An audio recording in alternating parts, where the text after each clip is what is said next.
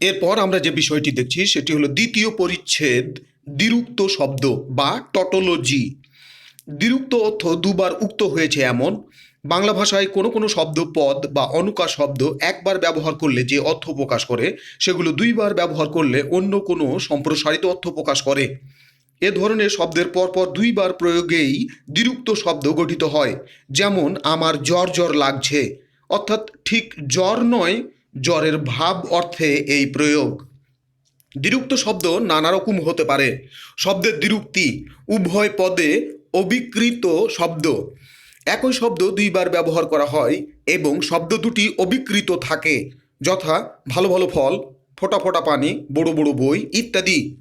একই শব্দের সঙ্গে সমার্থক আর একটি শব্দ যোগ করে ব্যবহৃত হয়, যথা ধন দৌলত, খেলাধুলা, লালন পালন, বলা কওয়া, খোঁজ খবর ইত্যাদি। দ্বিরুক্ত শব্দ জোড়ার দ্বিতীয় শব্দটির আংশিক পরিবর্তন হয়, যেমন মিটমাট, ফিটফাট, বকাঝকা, তোড়জোড়, গল্প স্বল্প, রকম সকম ইত্যাদি। সমার্থক বা বিপরীতার্থক শব্দযোগে যেমন লেনদেন, দেনা পাওনা, টাকা পয়সা, ধনী গরিব, আসা যাওয়া ইত্যাদি। পদের দ্বিরুক্তি: উভয় পদে অবিকৃত বিভক্তি। দুটি পদে একই বিভক্তি প্রয়োগ করা হয়। শব্দ দুটি ও বিভক্তি অপরিবর্তিত থাকে, যেমন ঘরে ঘরে লেখাপড়া হচ্ছে, দেশে দেশে ধন্য ধন্য করতে লাগলো, মনে মনে আমিও এ কথাই ভেবেছি। দ্বিতীয় পদের আংশিক ধ্বনিগত পরিবর্তন ঘটে, কিন্তু পদ বিভক্তি অবিকৃত থাকে, যেমন চোর হাতে নাতে ধরা পড়েছে, আমার সন্তান যেন থাকে দুধে ভাতে। পদের দ্বিরুক্তির প্রয়োগ: বিশেষ্য শব্দযুগলের বিশেষণ রূপে ব্যবহার। নাম্বার 1, আধিক্য বোঝাতে: রাশি রাশি ধান, ধামা ধামা ধান। রাশি রাশি ধন, ধামা ধামা ধান। নাম্বার 2, সামান্য বোঝাতে: আমি জ্বর জ্বর বোধ করছি। নাম্বার 3, পরস্পরতা বা ধারাবাহিকতা বোঝাতে: তুমি দিন দিন রোগা হয়ে যাচ্ছ, তুমি বাড়ি বাড়ি হেঁটে চাঁদা তুলেছ। নাম্বার 4, ক্রিয়া বিশেষণ: ধীরে ধীরে যায়, ফিরে ফিরে চায়। নাম্বার 5, অনুরূপ কিছু বোঝাতে: তার সঙ্গী সাথী কেউ নেই। নাম্বার 6, আগ্রহ বোঝাতে: ও দাদা দাদা বলে কাঁদছে। এরপরে আমরা দেখছি বিশেষণ শব্দযুগলের বিশেষণ রূপে ব্যবহার। বিশেষণ শব্দযুগলের বিশেষণ রূপে ব্যবহার। নাম্বার 1, আধিক্য বোঝাতে: ভালো ভালো আম নিয়ে এসো, ছোট ছোট ডাল কেটে ফেলো। নাম্বার 2, তীব্রতা বা সঠিকতা বোঝাতে: গরম গরম জিলাপি, নরম নরম হাত। নাম্বার 3, সামান্যতা বোঝাতে: উড়ু উড়ু ভাব, কালো কালো চেহারা। সর্বনাম শব্দ বহুবচন বা আধিক্য বোঝাতে: কে কে এলো, কেউ কেউ বলে। ক্রিয়াবাচক শব্দ বিশেষণ রূপে: এদিকে রোগীর তো যাই যাই অবস্থা, তোমার নেই নেই ভাব গেল না। নাম্বার 2, স্বল্পকাল স্থায়ী বোঝাতে: দেখতে দেখতে আকাশ কালো হয়ে এলো। নাম্বার 3, ক্রিয়া বিশেষণ: দেখে দেখে যেও, ঘুমিয়ে ঘুমিয়ে শুনলে কিভাবে। নাম্বার 4, পৌনঃপুনিকতা বোঝাতে: ডেকে ডেকে হয়রান হয়েছি। অব্যয়ের দ্বিরুক্তি: ভাবের গভীরতা বোঝাতে: তার দুঃখ দেখে সবাই হাই হাই করতে লাগলো, ছি ছি তুমি কি করেছো। নাম্বার 2, পৌনঃপুনিকতা বোঝাতে: বারবার সে কামান গর্জে উঠল। নাম্বার 3, অনুভূতি বা ভাব বোঝাতে: ভয়ে গা ছমছম করছে, ফোড়াটা টন টন করছে। নাম্বার 4, বিশেষণ বোঝাতে: পিল সুজে বাতি, জলে মিটমিটি। নাম্বার 5, ধ্বনি ব্যঞ্জনা বোঝাতে: ঝিরঝির করে বাতাস বইছে, বৃষ্টি পড়ে টাপুর টুপুর। যুগ্ম রীতিতে দ্বিরুক্ত শব্দের গঠন: একই শব্দ ঈষৎ পরিবর্তন করে দ্বিরুক্ত শব্দ গঠনের রীতিকে বলে যুগ্ম রীতি। একই শব্দ ঈষৎ পরিবর্তন করে দ্বিরুক্ত শব্দ গঠনের রীতিকে বলে যুগ্ম রীতি। যুগ্ম রীতিতে দ্বিরুক্ত গঠনের কয়েকটি নিয়ম রয়েছে, যেমন নাম্বার 1, শব্দের আদি স্বরের পরিবর্তন করে, চুপচাপ, মিটমাট, জারিজুরি। নাম্বার 2, শব্দের অন্তঃস্বরের পরিবর্তন করে, মারামারি, হাতাহাতি, সরাসরি, জেদাজেদি। নাম্বার 3, দ্বিতীয়বার ব্যবহারের সময় ব্যঞ্জন ধ্বনির পরিবর্তনে, ছটফট, নিষ্পিস, ভাত টাত ইত্যাদি। নাম্বার 4, সমার্থক বা একার্থক সহচর শব্দযোগে, চালচলন, রীতিনীতি, বন জঙ্গল, ভয় ডর ইত্যাদি। নাম্বার 5, ভিন্নার্থক শব্দযোগে, ডাল ভাত, তালা চাবি, পথঘাট, অলিগলি ইত্যাদি। নাম্বার 6, বিপরীতার্থক শব্দযোগে, ছোট বড়, আসা যাওয়া, জন্ম মৃত্যু, আদান প্রদান ইত্যাদি। পদার্থক দ্বিরুক্তি: বিভক্তিযুক্ত পদের দুইবার ব্যবহারকে পদার্থক দ্বিরুক্তি বলা হয়। এগুলো দুই রকমে গঠিত হয়। যেমন নাম্বার 1, একই পদের অবিকৃত অবস্থায় দুইবার ব্যবহার, যথা ভয়ে ভয়ে এগিয়ে গেলাম, হাটে হাটে বিকিয়ে তোর ভরা আপন। নাম্বার 2, যুগ্মরীতিতে গঠিত দ্বিরুক্ত পদের ব্যবহার, যথা হাতে নাতে, আকাশে বাতাসে, কাপড় চোপড়, দলে বলে ইত্যাদি। বিশিষ্টার্থক বাগধারায় দ্বিরুক্ত শব্দের প্রয়োগ, ছেলেটিকে চোখে চোখে রেখো, সতর্কতা অর্থে, ফুলগুলো তুই আনরে বাছা বাছা, ভাবের প্রগাঢ়তা অর্থে, থেকে থেকে শিশুটি কাঁদছে, কালের বিস্তার অর্থে, লোকটা হাড়ে হাড়ে শয়তান আধিক্য অর্থে, খাঁচার ফাঁকে ফাঁকে, পরশে মুখে মুখে, নীরবে চোখে চোখে যায়। ধনাত্মক দ্বিরুক্তি, ধ্বনি বা সাউন্ড সংক্রান্ত দ্বিরুক্তিগুলোকে বলা হয় ধনাত্মক দ্বিরুক্তি। কোনো কিছু স্বাভাবিক বা কাল্পনিক অনুভূতি বিশিষ্ট শব্দের রূপকে ধনাত্মক শব্দ বলে। কোনো কিছু স্বাভাবিক বা কাল্পনিক অনুকৃতি বিশিষ্ট শব্দের রূপকে ধনাত্মক শব্দ বলে। এ জাতীয় ধনাত্মক শব্দের দুইবার প্রয়োগের নাম ধনাত্মক দ্বিরুক্তি। ধনাত্মক দ্বিরুক্তি দ্বারা বহুত্ব, আধিক্য ইত্যাদি বোঝায়। ধনাত্মক দ্বিরুক্তি শব্দ কয়েকটি উপায়ে গঠিত হয়। যেমন নাম্বার 1, মানুষের ধ্বনির অনুকার, ভেউ ভেউ, মানুষের উচ্চ স্বরের কান্নার ধ্বনি, এরূপ ট্যাঁ ট্যাঁ, হি হি ইত্যাদি। জীবজন্তুর ধ্বনির অনুকার, ঘেউ ঘেউ, কুকুরের ধ্বনি, এরূপ মিউ মিউ, বিড়ালের ডাক, কুহু কুহু, কোকিলের ডাক, কা কা, কাকের ডাক ইত্যাদি। বস্তুর ধ্বনির অনুকার, যেমন ঘচা ঘচ, ধান কাটার শব্দ, এরূপ মড়মড়, গাছ ভেঙে পড়া শব্দ, ঝমঝম বৃষ্টি পড়া শব্দ, হু হু, বাতাস প্রবাহের শব্দ ইত্যাদি। অনুভূতিজাত কাল্পনিক ধ্বনির অনুকার, ঝিকিমিকি, ঔজ্জ্বল্য অর্থে, এরূপ ঠাঠা, রোদের তীব্রতা অর্থে, কুটকুট, শরীরে কামড় লাগার মতো অনুভূতি অর্থে। অনুরূপভাবে মিনমিন, পিটপিট, ঝিঝি ইত্যাদি। ধনাত্মক দ্বিরুক্তি গঠন।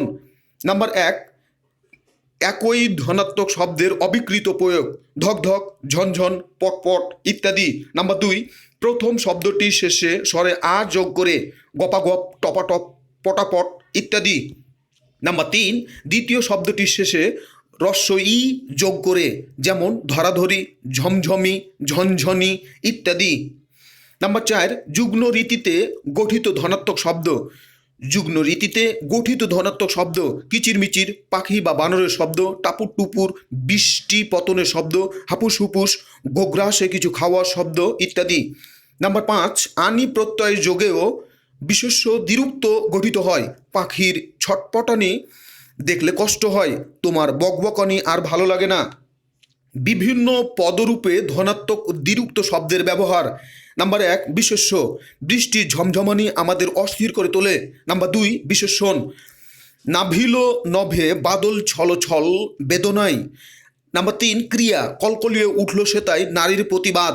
নাম্বার 4, ক্রিয়া বিশেষণ, চিকচিক করে বালি কোথা নাই কাদা। এই বিষয়গুলো আমরা তোমাকে বলার চেষ্টা করেছি। এরপরে আমরা যেটা দেখছি, তৃতীয় পরিচ্ছেদ, সংখ্যাবাচক শব্দ।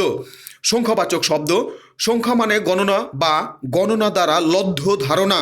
সংখ্যা গণনার মূল একক 1। সংখ্যা গণনার মূল একক 1। কাজে সংখ্যাবাচক শব্দে এক, একাধিক, প্রথম, প্রাথমিক ইত্যাদির ধারণা করতে পারি। যেমন 1 টাকা, 10 টাকা।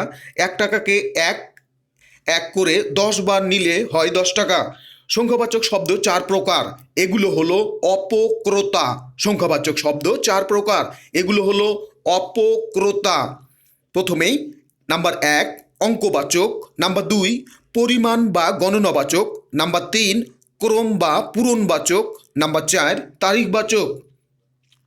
অঙ্কবাচক কোনগুলো, ক্রমবাচক কোনগুলো, এই বিষয়টা আমরা ক্লিয়ার হওয়ার জন্য তোমাকে বলতে চাই একটা চার্টের কথা। এখানে আমরা এই অপক্রতা সূত্রটাকে ভেঙে দিচ্ছি। অঙ্ক বা সংখ্যাবাচক এগুলো হলো ডাইরেক্ট 1, 2, 3, 4, 5, 6, 7, 8, 9, 10 এগুলো। এরপরে বলা হচ্ছে পরিমাণ বা গণনাবাচক। এগুলো হলো এক 1, দয়রস্যু রস্যই 2, তৈরস্যই দন্তন্য 3, চয়াকার র 4, পয় চন্দ্রবিন্দু আকার চ 5, ছ অন্তুস্থ 6, দন্ত সয়াকার ত 7, স্বরে ট 8, দন্তন্য অন্তুস্থ 9, দ তালব্য স 10। এগুলো হলো পরিমাণ বা গণনাবাচক। এরপরে আমরা যেটা বলছি ক্রম বা পূরণবাচক, এগুলো হলো প্রথম, দ্বিতীয়, তৃতীয়, চতুর্থ, পঞ্চম, ষষ্ঠ, সপ্তম, অষ্টম, নবম, দশম, এগুলো হলো পূরণবাচক বা ক্রমবাচক। ক্রম বা পূরণবাচক। তারিখবাচক হলো পহেলা, দোসরা, তেসরা, চৌঠা, পাঁচই, ছয়ই, সাতই, আটই, নয়ই, দশই, এগুলো হলো তারিখবাচক শব্দ। তাহলে সপ্তাহ এটি কোন জাতীয় সংখ্যাবাচক শব্দ? সপ্তাহ হলো পরিমাণ বা গণনাবাচক শব্দ। এরপরে আমরা তোমাকে যেটা বলছি যে চতুর্থ পরিচ্ছেদ বচন। বচন ব্যাকরণের একটি পারিভাষিক শব্দ, এর অর্থ সংখ্যার ধারণা। ব্যাকরণে বিশেষ্য বা সর্বনামের সংখ্যাগত ধারণা প্রকাশের উপায়কে বলে বচন। বাংলা ভাষায় বচন দুই প্রকার, একবচন ও বহুবচন। একবচন যে শব্দ দ্বারা কোনো প্রাণী, বস্তু বা ব্যক্তির একটি মাত্র সংখ্যার ধারণা হয় তাকে একবচন বলে, যেমন সে এলো, মেয়েটি স্কুলে যায়নি। বহুবচন যে শব্দ দ্বারা কোনো প্রাণী, বস্তু বা ব্যক্তির একের অধিক অর্থাৎ বহু সংখ্যার ধারণা হয় তাকে বহুবচন বলে, যেমন তারা গেল, মেয়েরা এখনো আসেনি। কেবলমাত্র বিশেষ্য ও সর্বনাম শব্দের বচনভেদ হয়। কেবলমাত্র বিশেষ্য ও সর্বনাম শব্দের বচনভেদ হয়। কোনো কোনো সময় টা, টি, খানা, খানি ইত্যাদি যোগ করে বিশেষ্যের এক বচন নির্দেশ করা হয়, যেমন গরুটা, বাছুরটা, কলমটা, খাতাটা, বইখানি ইত্যাদি।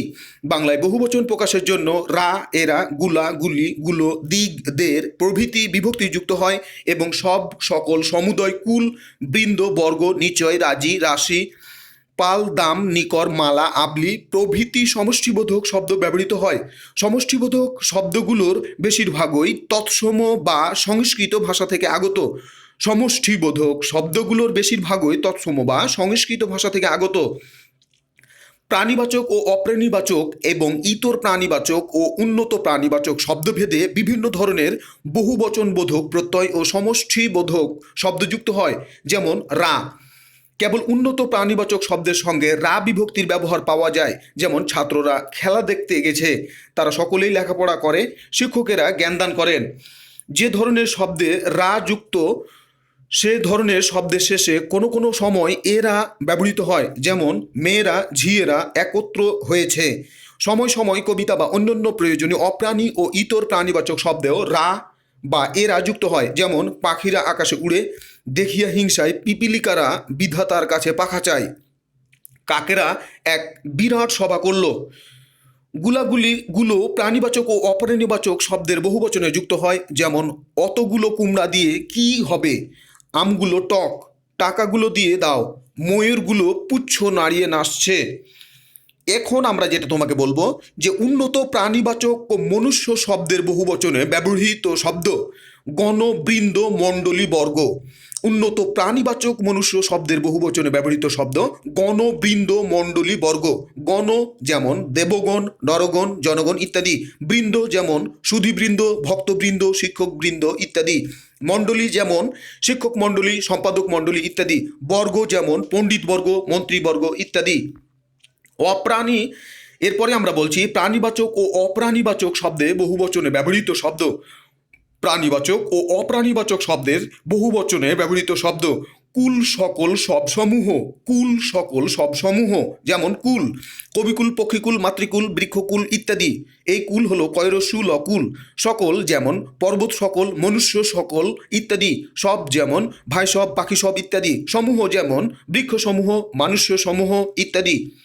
অপ্রাণীবাচক শব্দে ব্যবহৃত বহুবচন বোধক শব্দ, আবলি, গুচ্ছ, দাম, নিকর, পুঞ্জ, মালা, রাশি, রাজি ইত্যাদি।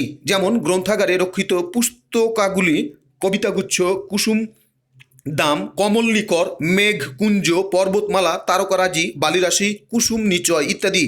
আবলিগুচ্ছ, দাম, নিকর, পুঞ্জ, মালা, রাশি, রাজি ইত্যাদি। যেমন গ্রন্থাগারে রক্ষিত পুস্তকাবলী, কবিতাগুচ্ছ, কুসুম, দাম, কমল, নিকর, মেঘকুঞ্জ, পর্বতমালা, তারকারাজি, বালিরাশি, কুসুম, নিচয় ইত্যাদি।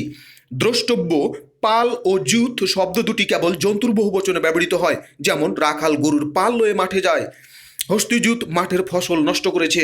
বহুবচনের প্রয়োগ বৈশিষ্ট্য, বিশেষ্য শব্দের একবচনের ব্যবহারেও অনেক সময় বহুবচন বোঝানো হয়, যেমন সিংহ বনে থাকে একবচন ও বহুবচন দুই বুঝায়। পোকার আক্রমণে ফসল নষ্ট হয় বহুবচন। বাজারে লোক জমেছে বহুবচন। বাগানে ফুল ফুটেছে এখানে ফুল হলো বহুবচন। উল্লেখ্য যে বিশেষ্য শব্দের একবচনের ব্যবহারেও অনেক সময় বহুবচন বোঝানো হয়, যেমন সিংহ বনে থাকে একবচন ও বহুবচন দুই বুঝায়। এখানে সিংহ একবচন ও বহুবচন দুই বুঝায়। পোকার আক্রমণে ফসল নষ্ট হয়, এখানে পোকার বহুবচন। বাজারে লোক জমেছে, এখানে লোক বহুবচন। বাগানে ফুল ফুটেছে, এখানে ফুল বহুবচন।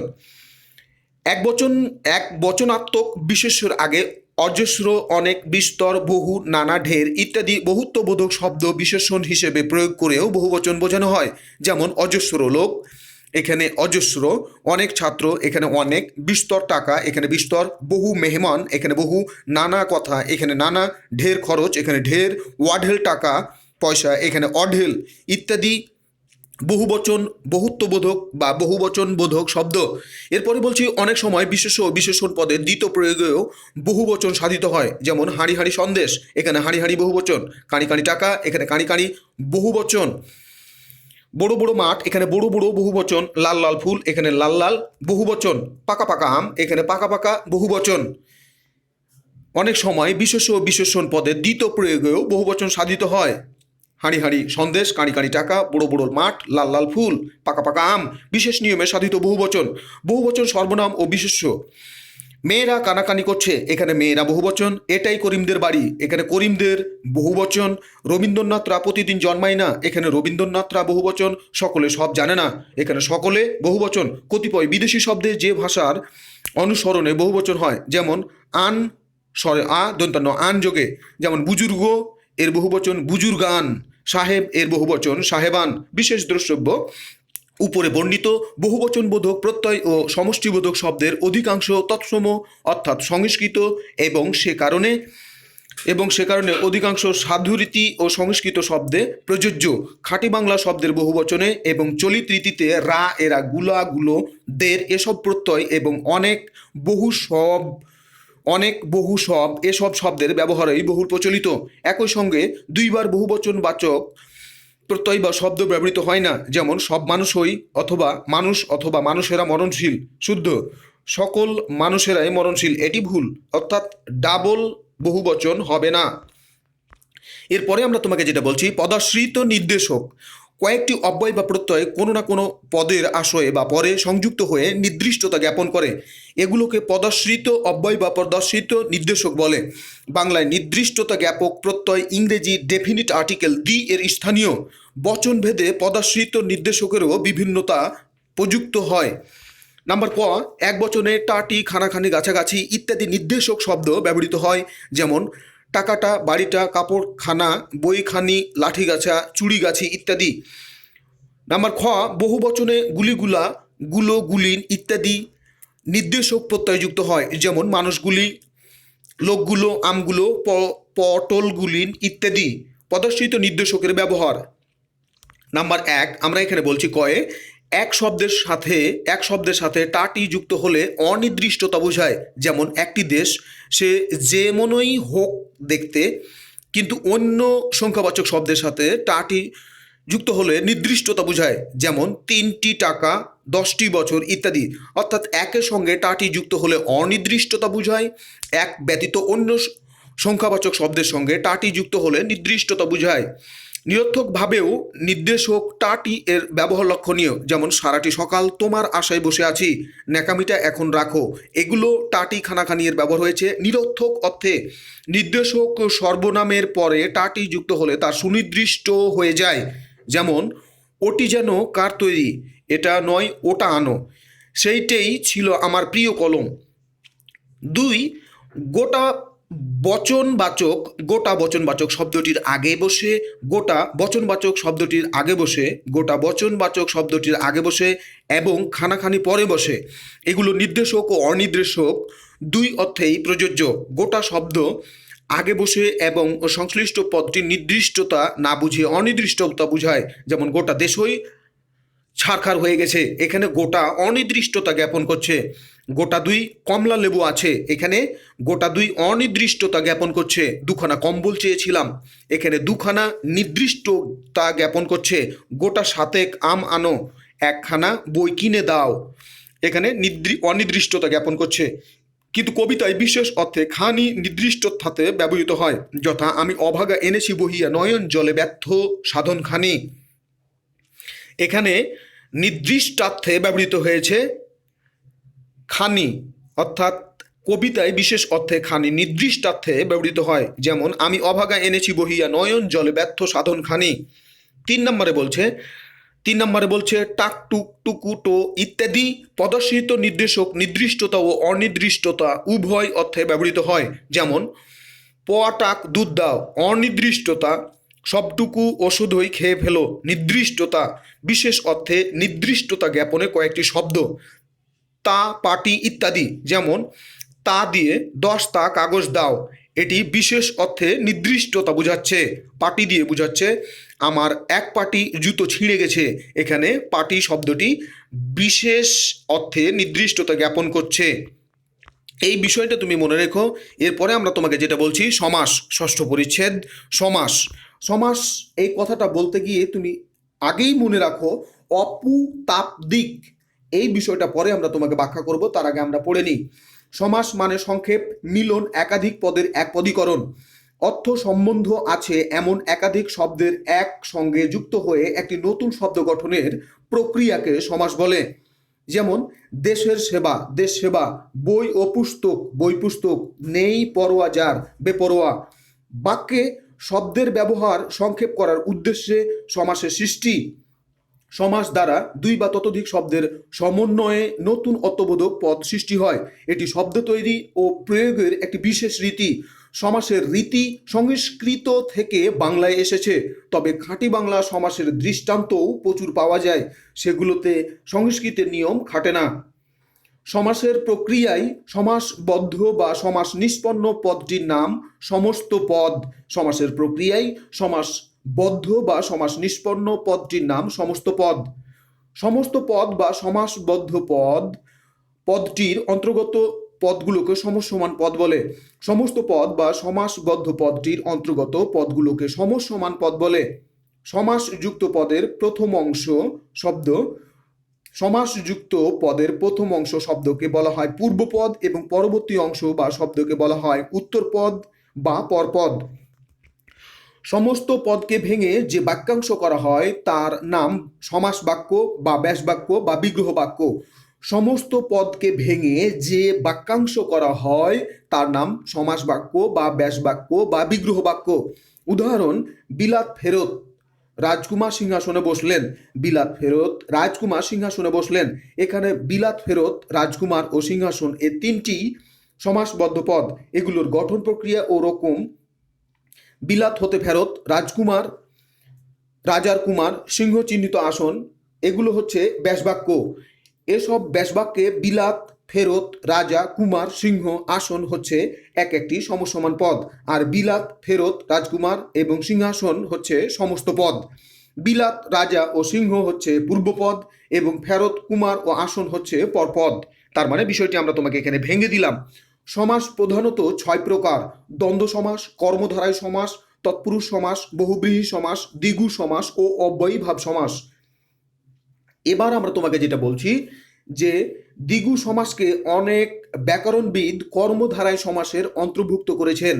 দ্বিগু সমাসকে অনেক ব্যাকরণবিদ কর্মধারায় সমাসের অন্তর্ভুক্ত করেছেন।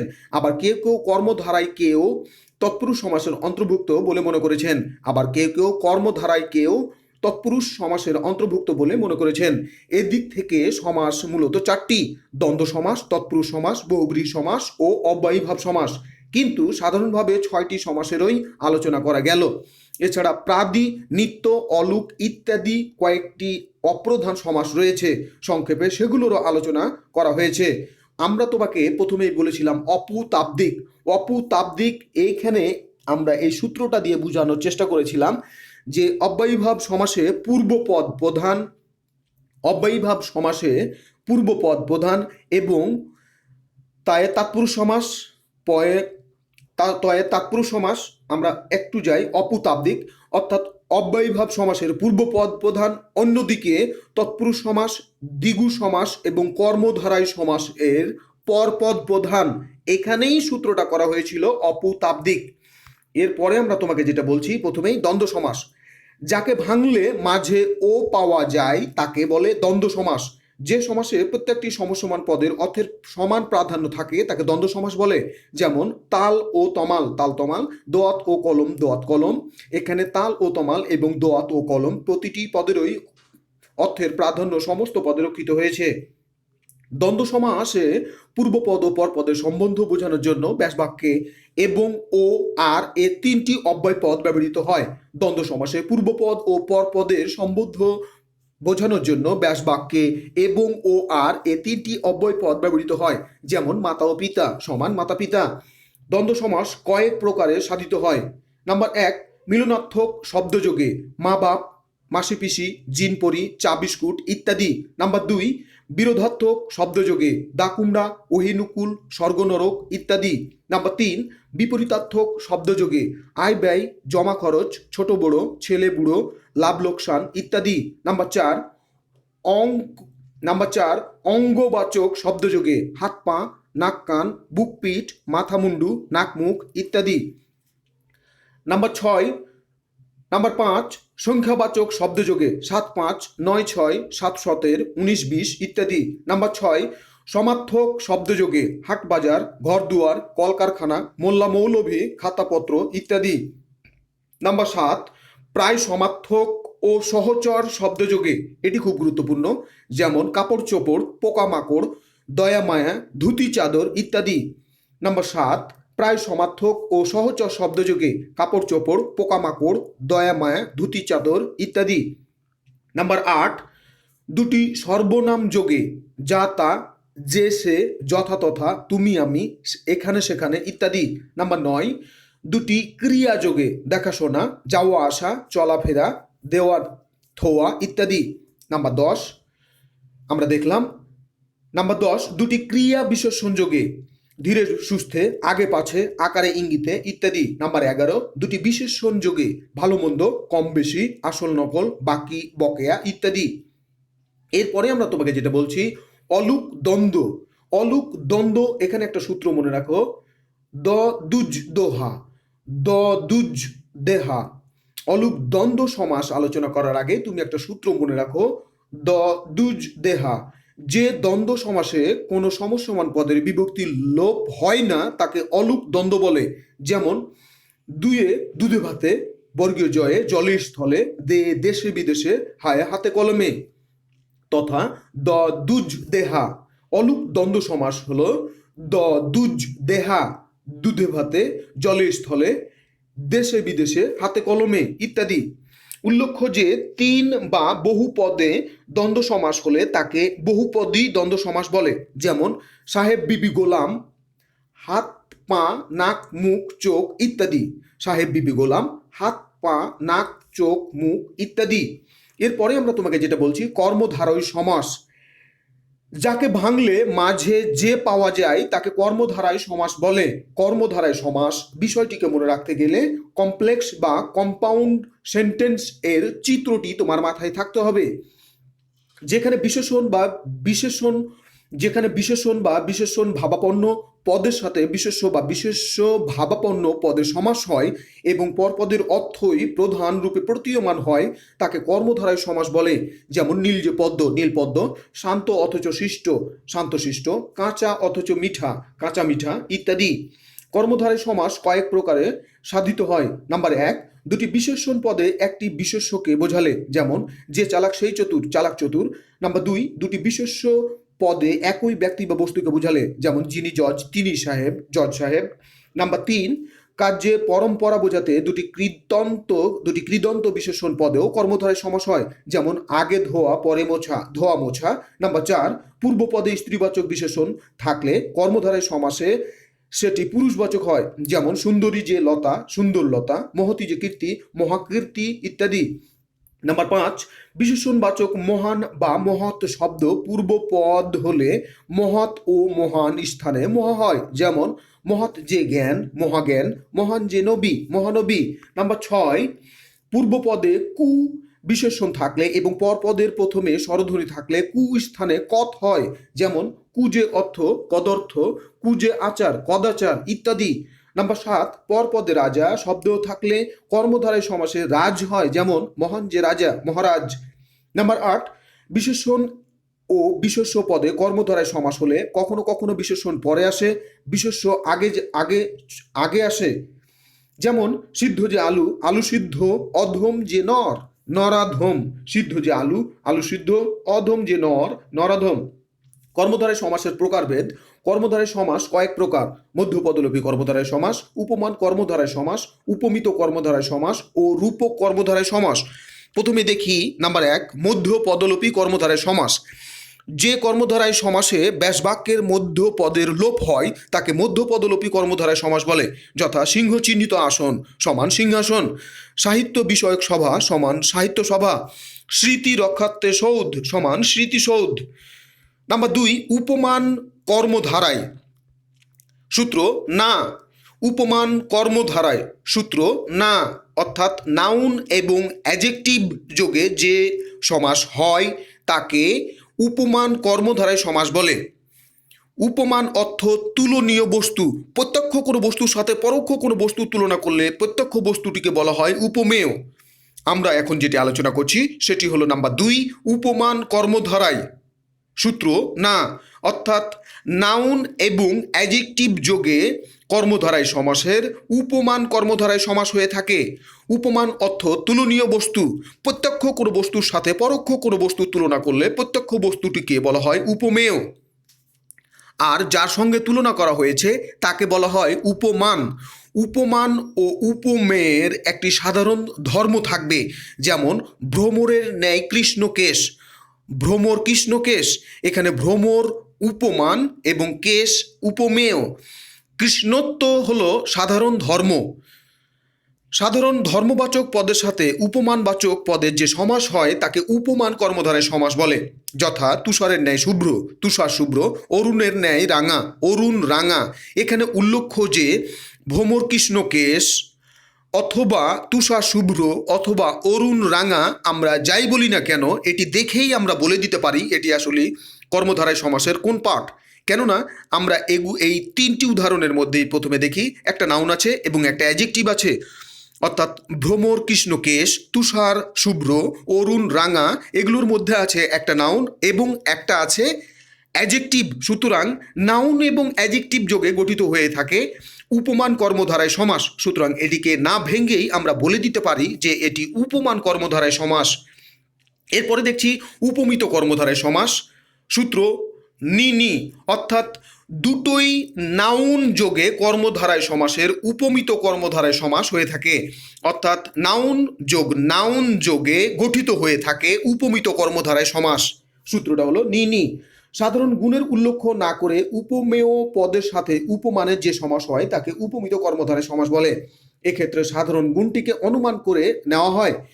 এ সমাসে উপমেয় পদটি পূর্বে বসে, যেমন মুখচন্দ্রের ন্যায়, মুখচন্দ্র, পুরুষ সিংহের ন্যায়, সিংহ পুরুষ। উল্লেখ্য যে আমরা মুখচন্দ্র বা সিংহ পুরুষ যাই বলি না কেন এখানে দেখা গেলে দুটোই নাউন। আমরা মুখচন্দ্র বা চন্দ্রমুখ বা সিংহ পুরুষ আমরা যাই বলি না কেন, এগুলোকে আমরা যদি সহজ সরল চোখে দেখি তাহলে দেখব এখানে দুটোই রয়েছে নাউন।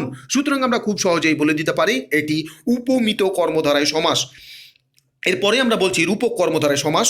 উপমান ও উপমেয়ের মধ্যে অভিন্নতা কল্পনা করা হলে রূপক কর্মধারয় সমাস হয়। উপমান ও উপমেয়র মধ্যে অভিন্নতা কল্পনা করা হলে রূপক কর্মধারয় সমাস হয়। এ সমাসে উপমেয় পদ পূর্বে বসে এবং উপমান পদ পরে বসে এবং সমস্যমান পদে রূপ অথবা হ্রস্ব ই যোগ করে ব্যাসবাক্য গঠন করা হয়, যেমন ক্রোধ রূপ অনল সমান ক্রোধানল, ক্রোধ রূপ অনল সমান ক্রোধানল, বিষাদ রূপ সিন্ধু সমান বিষাদ সিন্ধু, মন রূপ মাঝি সমান মন মাঝি। আরও কয়েক ধরনের কর্মধারয় সমাস আছে। কখনো কখনো সর্বনাম, সংখ্যাবাচক শব্দ এবং উপসর্গ আগে বসে পরপদের সাথে কর্মধারয় সমাস গঠন করতে পারে, যেমন অব্যয়, কুকর্ম, যথাযোগ্য। সর্বনাম সেকাল, একাল। সংখ্যাবাচক শব্দ একজন, দোতলা। উপসর্গ বিকাল, সকাল, বিদেশ, বেসুর। উল্লেখ্য যে অব্যয়যোগে কর্মধারয় সমাস যেমন কুকর্ম, যথাযোগ্য। সর্বনাম শব্দযোগে কর্মধারয় সমাস যেমন সেকাল, একাল। সংখ্যাবাচক শব্দযোগে কর্মধারয় সমাস যেমন একজন, দোতলা। উপসর্গযোগে কর্মধারায় সমাস, যেমন বিকাল, সকাল, বিদেশ, বেসুর ইত্যাদি। এরপরে আমরা তোমাকে যেটা বলবো সেটা হলো নাম্বার 3, তৎপুরুষ সমাস। বিভক্তি ভিত্তিক সমাসকেই বলা হয় তৎপুরুষ সমাস। অর্থাৎ পূর্বপদের বিভক্তির লোপে যে সমাস হয় এবং যে সমাসে পরপদের অর্থ প্রধানভাবে বোঝায় তাকে তৎপুরুষ সমাস বলে। তৎপুরুষ সমাসের পূর্বপদে দ্বিতীয়া থেকে সপ্তমী পর্যন্ত যে কোনো বিভক্তি থাকতে পারে, আর পূর্বপদের বিভক্তি অনুসারে এদের নামকরণ করা হয়। যেমন বিপদকে আপন্ন সমান বিপদাপন্ন। এখানে দ্বিতীয় বিভক্তি কে লোপ পেয়েছে বলে এর নাম দ্বিতীয় তৎপুরুষ। তৎপুরুষ সমাস 9 প্রকার। তৎপুরুষ সমাস 9 প্রকার। তৎপুরুষ সমাস 9 প্রকার, যথা দ্বিতীয় তৎপুরুষ সমাস, তৃতীয় তৎপুরুষ সমাস, চতুর্থী তৎপুরুষ সমাস, পঞ্চমী তৎপুরুষ সমাস, ষষ্ঠী তৎপুরুষ সমাস, সপ্তমী তৎপুরুষ সমাস, নং তৎপুরুষ সমাস, উপপদ তৎপুরুষ সমাস ও অলুক তৎপুরুষ সমাস। প্রথমে আমরা দেখি দ্বিতীয় তৎপুরুষ সমাস। পূর্বপদের দ্বিতীয় বিভক্তি কে রে ইত্যাদি লোপ হয়ে যে সমাস হয় তাকে দ্বিতীয় তৎপুরুষ সমাস বলে, যথা দুঃখকে প্রাপ্ত, দুঃখপ্রাপ্ত, বিপদকে আপন্ন, বিপদাপন্ন ইত্যাদি। ব্যাপ্তি অর্থেও দ্বিতীয় তৎপুরুষ সমাস হয়, যেমন চিরকাল ব্যাপী সুখী, চিরসুখী, এরকম গা ঢাকা, রথ দেখা, বীজ বোনা, ভাত রাধা, ছেলে ভুলানো, নভেল পড়া ইত্যাদি। তৃতীয় তৎপুরুষ সমাস। পূর্বপদে তৃতীয় বিভক্তি তারা দিয়া কর্তৃক ইত্যাদি লোপে যে সমাস হয় তাকে তৃতীয় তৎপুরুষ সমাস বলে, যথা মন দিয়ে গড়া, মন গড়া, শ্রম দ্বারা লব্ধ, শ্রমলব্ধ, মধু দিয়ে মাখা, মধুমাখা ইত্যাদি। উন, হীন, শূন্য ইত্যাদি শব্দ উত্তর পদ হলেও তৃতীয় তৎপুরুষ সমাস হয়, যেমন এক দ্বারা উন, একন, বিদ্যা দ্বারা হীন, বিদ্যাহীন, জ্ঞান দ্বারা শূন্য, জ্ঞান শূন্য, পাঁচ দ্বারা কম, পাঁচ কম। উপকরণবাচক বিশেষ্য পদ পূর্বপদে বসলেও তৃতীয় তৎপুরুষ সমাস হয়, যথা স্বর্ণ দ্বারা মণ্ডিত, স্বর্ণমণ্ডিত, এরূপ হীরকখচিত, চন্দন চর্চিত, রত্নশোভিত ইত্যাদি। চতুর্থী তৎপুরুষ সমাস। পূর্বপদের চতুর্থী বিভক্তি কে জন্য নিমিত্ত, পূর্বপদের চতুর্থী বিভক্তি কে জন্য নিমিত্ত ইত্যাদি লোপে যে সমাস হয় তাকে চতুর্থী তৎপুরুষ সমাস বলে, যথা গুরুকে ভক্তি, গুরু ভক্তি, আরামের জন্য কে দ্বারা, আরাম কে দ্বারা, বসতের নিমিত্ত বাড়ি, বসত বাড়ি, বিয়ের জন্য পাগলা, বিয়ে পাগলা ইত্যাদি। এরূপ ছাত্রাবাস, ডাকমাসুল, চোষ কাগজ, শিশু মঙ্গল, মুসাফিরখানা, হজযাত্রা, মালগুদাম, রান্নাঘর, মাপকাঠি, বালিকা বিদ্যালয়, পাগলা গারদ ইত্যাদি। অর্থাৎ এখানে আমরা তোমাকে যেটা বললাম যে চতুর্থী তৎপুরুষ সমাস পূর্বপদে চতুর্থী বিভক্তি কে জন্য নিমিত্ত ইত্যাদি লোপে যে সমাস হয় সেটি হচ্ছে চতুর্থী তৎপুরুষ সমাস। এবার আমরা দেখছি পঞ্চমী তৎপুরুষ সমাস। পূর্বপদে পঞ্চমী বিভক্তি হতে থেকে চেয়ে ইত্যাদি লোপে যে তৎপুরুষ সমাস হয় তাকে পঞ্চমী তৎপুরুষ সমাস বলে, যথা খাঁচা থেকে ছাড়া, খাঁচা ছাড়া, বিলাত থেকে ফেরত, বিলাত ফেরত ইত্যাদি। সাধারণ চ্যুত, আগত, ভীত, গৃহীত, বিরত, উত্তীর্ণ, পালানো, ভ্রষ্ট। সাধারণত চ্যুত, আগত, ভীত, গৃহীত, বিরত, মুক্ত, উত্তীর্ণ, পালানো, ভ্রষ্ট ইত্যাদি পরপদের সঙ্গে যুক্ত হলে পঞ্চমী তৎপুরুষ সমাস হয়, যেমন স্কুল থেকে পালানো, স্কুল পালানো, জেল থেকে মুক্ত, জেল মুক্ত, এরকম জেল খালাস, বোটা খসা, আগাগোড়া, সাপ মুক্ত, ঋণ মুক্ত ইত্যাদি। ইত্যাদি হলো তোমার পঞ্চমী তৎপুরুষ সমাস। কোনো কোনো সময় পঞ্চমী তৎপুরুষ সমাসের ব্যাসবাক্যে এর চেয়ে ইত্যাদি অনুসর্গের ব্যবহার হয়, যথা পরাণের চেয়ে প্রিয়, পরাণ প্রিয়, এটাও পঞ্চমী তৎপুরুষ সমাস। কোনো সময় পঞ্চমী তৎপুরুষ সমাসের ব্যাসবাক্যে এর চেয়ে ইত্যাদি অনুসর্গের ব্যবহার হয়, যথা পরাণের চেয়ে প্রিয়, পরাণ প্রিয়, এটি পঞ্চমী তৎপুরুষ সমাস। ষষ্ঠী তৎপুরুষ সমাস। পূর্বপদে ষষ্ঠী বিভক্তির র অথবা এর লোপ হয়ে যে সমাস হয় তাকে ষষ্ঠী তৎপুরুষ সমাস বলে, যথা চায়ের বাগান, চা বাগান, রাজার পুত্র, রাজপুত্র, খেওয়ার ঘাট, খেওয়া ঘাট। অনুরূপভাবে ছাত্র সমাজ, দেশ সেবা, দিল্লীশ্বর, বাঁদর নাচ, পাটক্ষেত, ছবি ঘর, ঘোড়দৌড়, শ্বশুরবাড়ি, বিড়াল ছানা ইত্যাদি। জ্ঞাতব্য নাম্বার 1, ষষ্ঠী তৎপুরুষ সমাসে রাজা স্থলে রাজ, পিতামাতা ভ্রাতা স্থলে যথাক্রমে পিতৃ, মাতৃ, ভাতৃ হয়, যেমন গজনীর রাজা, গজনীরাজ, রাজার পুত্র, রাজপুত্র, পিতাধন, পিতৃধন, মাতা সেবা, মাতৃসেবা, ভ্রাতা স্নেহ, ভাতৃস্নেহ, পুত্রের বধূ, পুত্রবধূ ইত্যাদি। নাম্বার 2, পরপদে সহ, তুল্য, নিভ, প্রায়, সহ, প্রতিম এসব শব্দ থাকলেও ষষ্ঠী তৎপুরুষ সমাস হয়, যেমন পত্নীর সহ, পত্নী সহ, কন্যা সহ, কন্যা সহ, সহোদরের সহ, প্রতিম, সহোদর প্রতিম বা সহোদর প্রতিম ইত্যাদি। নাম্বার 3, কালের কোনো অংশবোধক শব্দ পরে থাকলে তা পূর্বে বসে। কালের কোনো অংশবোধক শব্দ পরে থাকলে তা পূর্বে বসে, যথা অন্যের বা দিনের পূর্বভাগ, পূর্বাহ্ন ইত্যাদি। নাম্বার 4, পরপদে রাজি, গ্রামবৃন্দ, গণ, জুত প্রভৃতি সমষ্টিবাচক শব্দ থাকলে ষষ্ঠী তৎপুরুষ সমাস হয়, যথা ছাত্রের বৃন্দ, ছাত্রীবৃন্দ, গুণের গ্রাম, গুণগ্রাম, হস্তির জুত ইত্যাদি। নাম্বার 5, অর্ধ শব্দ পরপদ হলে সমস্ত পদে তা পূর্ব পদে হয়, যেমন পথের অর্ধপথ, দিনের অর্ধদিন, শিশু, দুগ্ধ ইত্যাদি শব্দ পরে থাকলে স্ত্রীবাচক পূর্বপদ পুরুষবাচক হয়, যেমন মৃগীর শিশু, মৃগ শিশু, ছাত্রী, ছাগির দুগ্ধ, ছাগ দুগ্ধ ইত্যাদি। ব্যাসবাক্যে রাজা শব্দ পরে থাকলে সমস্ত পদে তা আগে বসে, যেমন পথের রাজা, রাজপথ, পথের রাজা, রাজপথ, হাঁসের রাজা, রাজহাঁস ইত্যাদি। অলুক ষষ্ঠী তৎপুরুষ সমাস, যেমন ঘোড়ার ডিম, মাটির মানুষ, হাতের পাঁচ, মামার বাড়ি, সাপের পা, মনের মানুষ, কলের গান ইত্যাদি। কিন্তু ভাতৃষ্পুত্র নিপাতনে সিদ্ধ, কিন্তু ভ্রাতার পুত্র ভ্রাতৃষ্পুত্র নিপাতনে সিদ্ধ। ষষ্ঠী, এরপরে আমরা যেটা দেখছি সপ্তমী তৎপুরুষ সমাস। পূর্বপদের সপ্তমী বিভক্তি এ উন্তুষ তত্ত্বে লোপ হয়ে যে সমাস হয় তাকে সপ্তমী তৎপুরুষ সমাস বলে, যেমন গাছে পাকা, গাছ পাকা, দিবানিদ্রা এরূপ বাকপটু, গোলা ভরা, তালকানা, অকাল মৃত্যু, বিশ্ববিখ্যাত, ভোজনপটু, দানবীর, বাক্সবন্দি, বস্তাপচা, রাতকানা, মনমরা ইত্যাদি। অর্থাৎ সপ্তমী তৎপুরুষ সমাস পূর্বপদে সপ্তমী বিভক্তি এ উন্তুষ তত্ত্বে লোপ হয়ে যে সমাস হয় তাকে সপ্তমী তৎপুরুষ সমাস বলে, যেমন গাছে পাকা, গাছ পাকা, দিবানিদ্রা এরূপ বাকপটু, গোলাভরা, তালখানা, অকাল মৃত্যু, বিশ্ববিখ্যাত, ভোজনপটু, দানবীর বা রাজবন্দি, বাক্সবন্দি, বস্তাপচা, রাতকানা, মনমরা ইত্যাদি।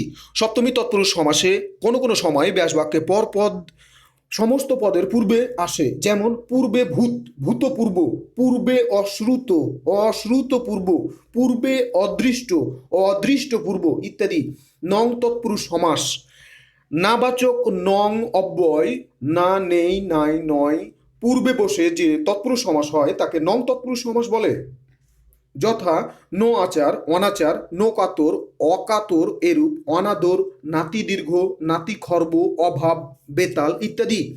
খাঁটি বাংলায় সরেওয়া দন্ত নয়াকার কিংবা ওয়ানা হয়, যেমন নোকাল, অকাল বা আকাল তদ্রূপ। আধোয়া, নামমঞ্জুর, অকেজো, অজানা, অচেনা, আলুনি, নাছোড়, ওয়ানাবাদী, নাবালক ইত্যাদি। নাবাচক অর্থ ছাড়াও বিশেষ অর্থে নং তৎপুরুষ সমাস হতে পারে, যেমন অভাব অর্থে নো বিশ্বাস, অবিশ্বাস, অভাব অর্থে নো বিশ্বাস, অবিশ্বাস, বিশ্বাসের অভাব। ভিন্নতা অর্থে নো লৌকিক, অলৌকিক। অল্পতা অর্থে নো কেশা, অকেশা। বিরোধ অর্থে নো সুর, অসুর। অপ্রশস্ত অর্থে নোকাল, অকাল। মন্দ অর্থে নো ঘাট, অঘাট ইত্যাদি। এরূপ অমানুষ, অসঙ্গত, অভদ্র, অনন্য, অগম্য ইত্যাদি। এরপরে আমরা তোমাকে যেটা বলছি উপপদ তৎপুরুষ সমাস। 8 নাম্বার, উপপদ তৎপুরুষ সমাস। যে পদের পূর্ববর্তী ক্রিয়ামূলের সঙ্গে কৃত প্রত্যয় যুক্ত হয়ে সে পদকে উপপদ বলে। যে পদের পূর্ববর্তী ক্রিয়ামূলের সঙ্গে কৃত প্রত্যয় যুক্ত হয় সে পদকে উপপদ বলে। কৃদন্ত পদের সঙ্গে উপপদের যে সমাস হয় তাকে বলে উপপদ তৎপুরুষ সমাস। এক কথায় যে সমাস ভাঙতে গেলে শেষে যে বা যা পাওয়া যায় তাকেই বলে উপপদ তৎপুরুষ সমাস। যেমন জলে চরে যা, জলচর। জল দেই যে, জলদ। পঙ্কে জন্মে যা, পঙ্কজ এরূপ। গৃহস্থ, সত্যবাদী, ইন্দ্রজিৎ, ছেলে ধরা, ধামা ধরা, পকেট মার, পাতা চাটা, হাড় ভাঙ্গা, মাছি মারা, ছাড় পোকা, ঘর পোড়া, বর্ণচোরা, গলা কাটা, পাঁচাটা, পাড়া বেড়ানি, ছাপোষা ইত্যাদি। এরকম উপপদ তৎপুরুষ সমাস হচ্ছে জলে চরে যা, জলচর, জল দেই যে জলদ, পঙ্কে জন্মে যা পঙ্কজ, এরকম, গৃহস্থ, সত্যবাদী, ইন্দ্রজিৎ, ছেলে ধরা, ধামা ধরা, পকেটমার, পাতা চাটা, হাড় ভাঙ্গা, মাছি মারা, ছাড় পোকা, ঘর পোড়া, বন্যচোরা, গলা কাটা, পাঁচাটা, পাতা বেড়ানি, পাড়া বেড়ানি, ছাপোষা ইত্যাদি অলুক তৎপুরুষ সমাস। যে তৎপুরুষ সমাসে পূর্বপদের দ্বিতীয়াদি বিভক্তি লোপ হয় না, যে তৎপুরুষ সমাসে পূর্বপদের দ্বিতীয়াদি বিভক্তি লোপ হয় না তাকে অলুক তৎপুরুষ সমাস বলে। যেমন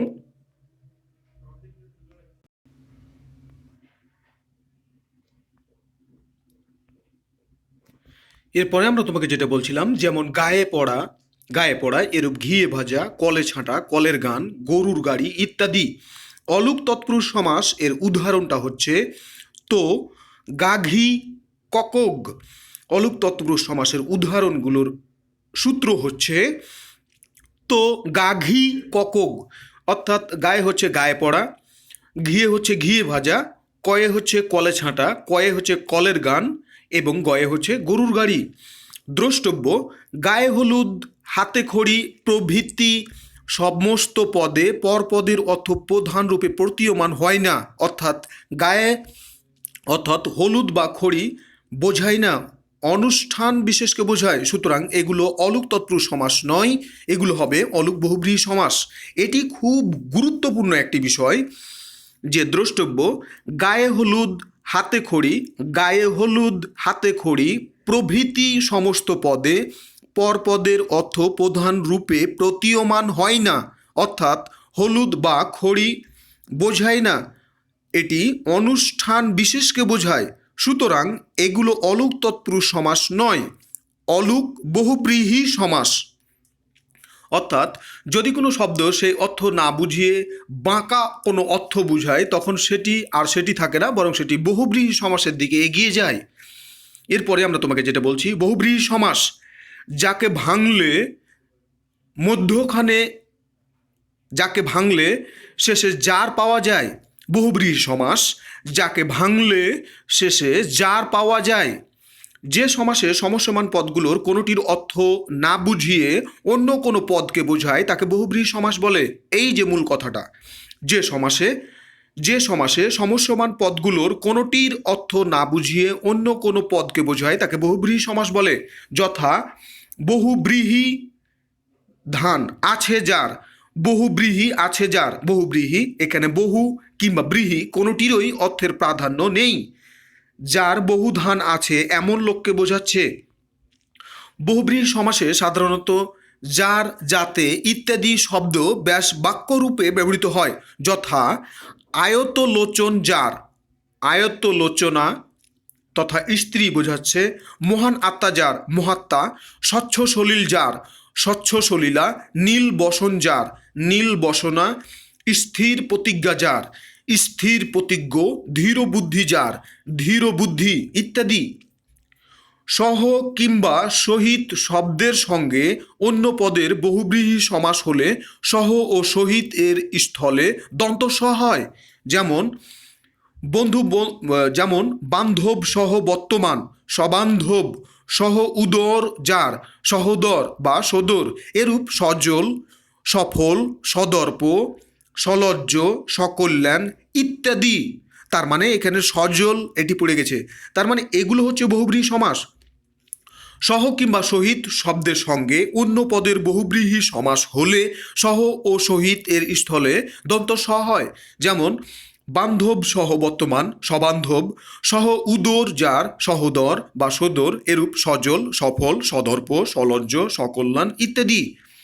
বহুব্রীহি সমাসে পরপদে মাতৃ, পত্নী, পুত্র, স্ত্রী ইত্যাদি শব্দ থাকলে এ শব্দগুলোর সঙ্গে ক যুক্ত হয়। যেমন নদীমাতা যার, নদীমাতৃক। বি হয়েছে পত্নী যার, বিপত্নিক। এরূপ সস্ত্রীক, অপুত্রক ইত্যাদি।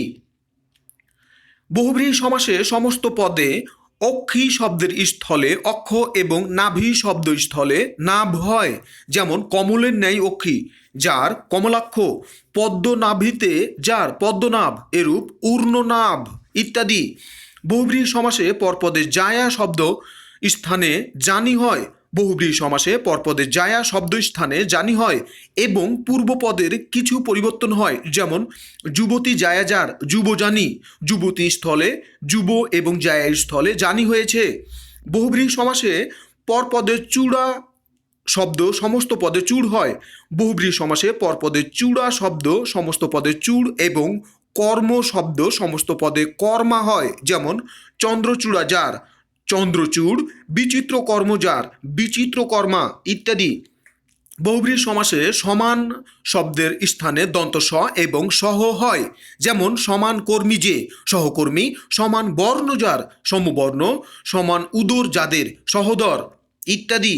বহুব্রীহি সমাসে পরপদে গন্ধ শব্দ স্থানে গন্ধি বা গন্ধা হয়, যেমন সুগন্ধ যার সুগন্ধি, পদ্মের ন্যায় গন্ধ যার পদ্মগন্ধি, মৎস্যের ন্যায় গন্ধ যার মৎস্যগন্ধা ইত্যাদি।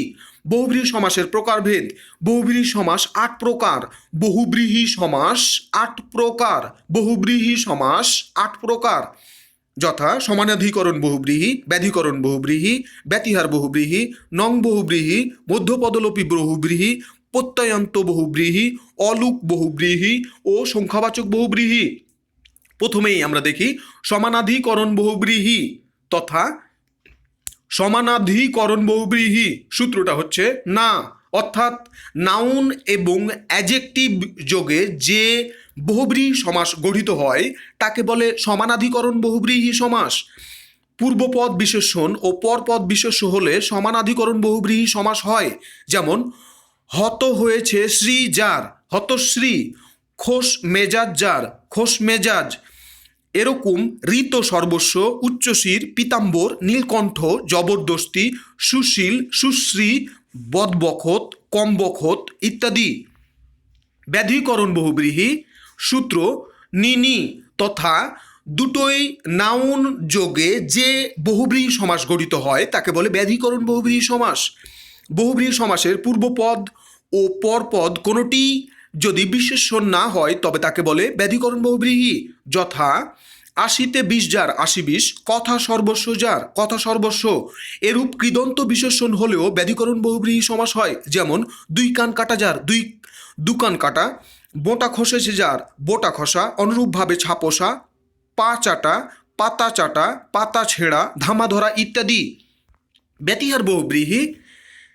ব্যতিহার বহুব্রীহি ক্রিয়ার পারস্পরিক অর্থে ব্যতিহার বহুব্রীহি হয়। এ সমাসে পূর্বপদে স্বরে আ এবং পরপদে রস্বই ই যুক্ত হয়, যথা হাতে হাতে যে যুদ্ধ হাতাহাতি, কানে কানে যে কথা কানাকানি, এমনইভাবে চুলাচুলি কাড়াকাড়ি, কাড়াকাড়ি, গালাগালি, দেখাদেখি, কোলাকুলি, লাঠালাঠি, হাসাহাসি, গুতাগুতি, ঘুষাঘুষি ইত্যাদি। অর্থাৎ একই রকম দুটো শব্দ দিয়ে যখন একটি বহুব্রীহি সমাস গঠিত হবে তখন তাকে বলা হয় ব্যতিহার বহুব্রীহি। নং বহুব্রীহি বিশেষ্য পূর্বপদের আগে নং না অর্থবোধক অব্যয় যোগ করে বহুব্রীহি সমাস করা হলে তাকে নং বহুব্রীহি সমাস বলে।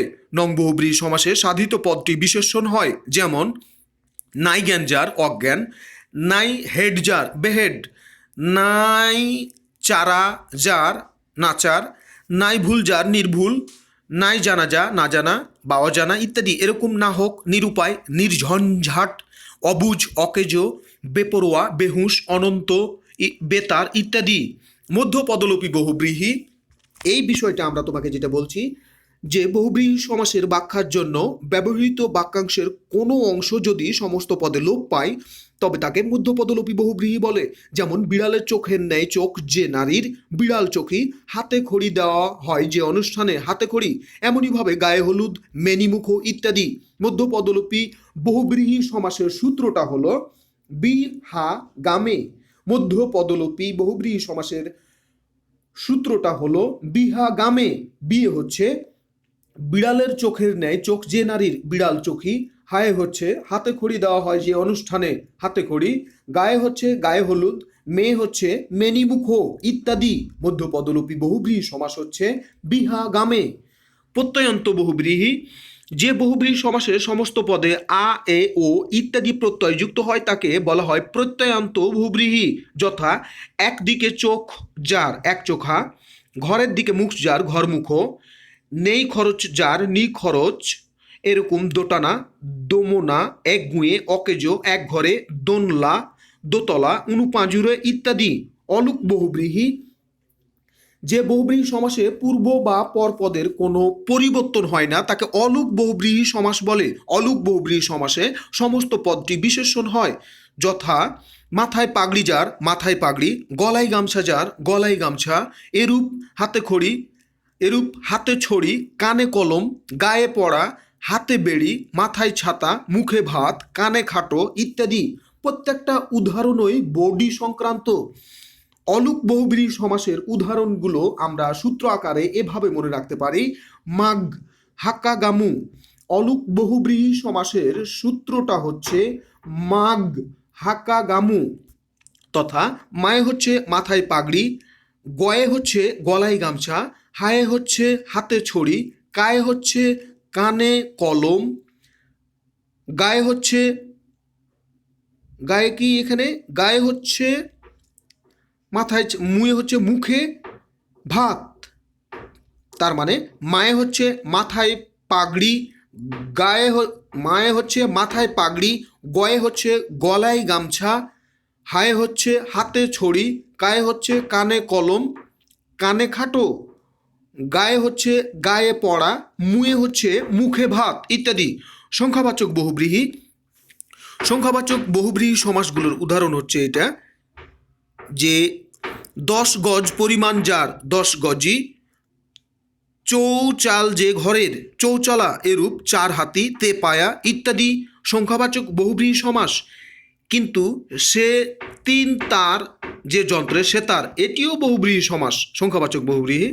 এরপরে আমরা তোমাকে যেটা বলছি, নিপাতনের সিদ্ধ বহুব্রীহি সমাস, অর্থাৎ কোনো নিয়মের অধীনে নয় এমন সমাসগুলো হচ্ছে দুদিকে অপজার দ্বীপ, অন্তর্গত অপজার অন্তরীপ, নরাকারের পশু যে নরপশু, জীবিত থেকেও যে মৃত জীবন মৃত, পণ্ডিত হয়েও যে মূর্খ পণ্ডিত মূর্খ ইত্যাদি।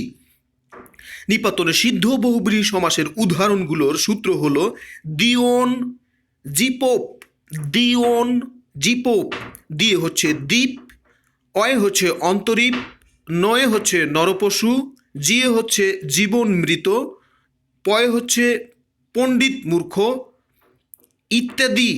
এরপরে আমরা তোমাকে যেটা বলছি, দ্বিগু সমাস।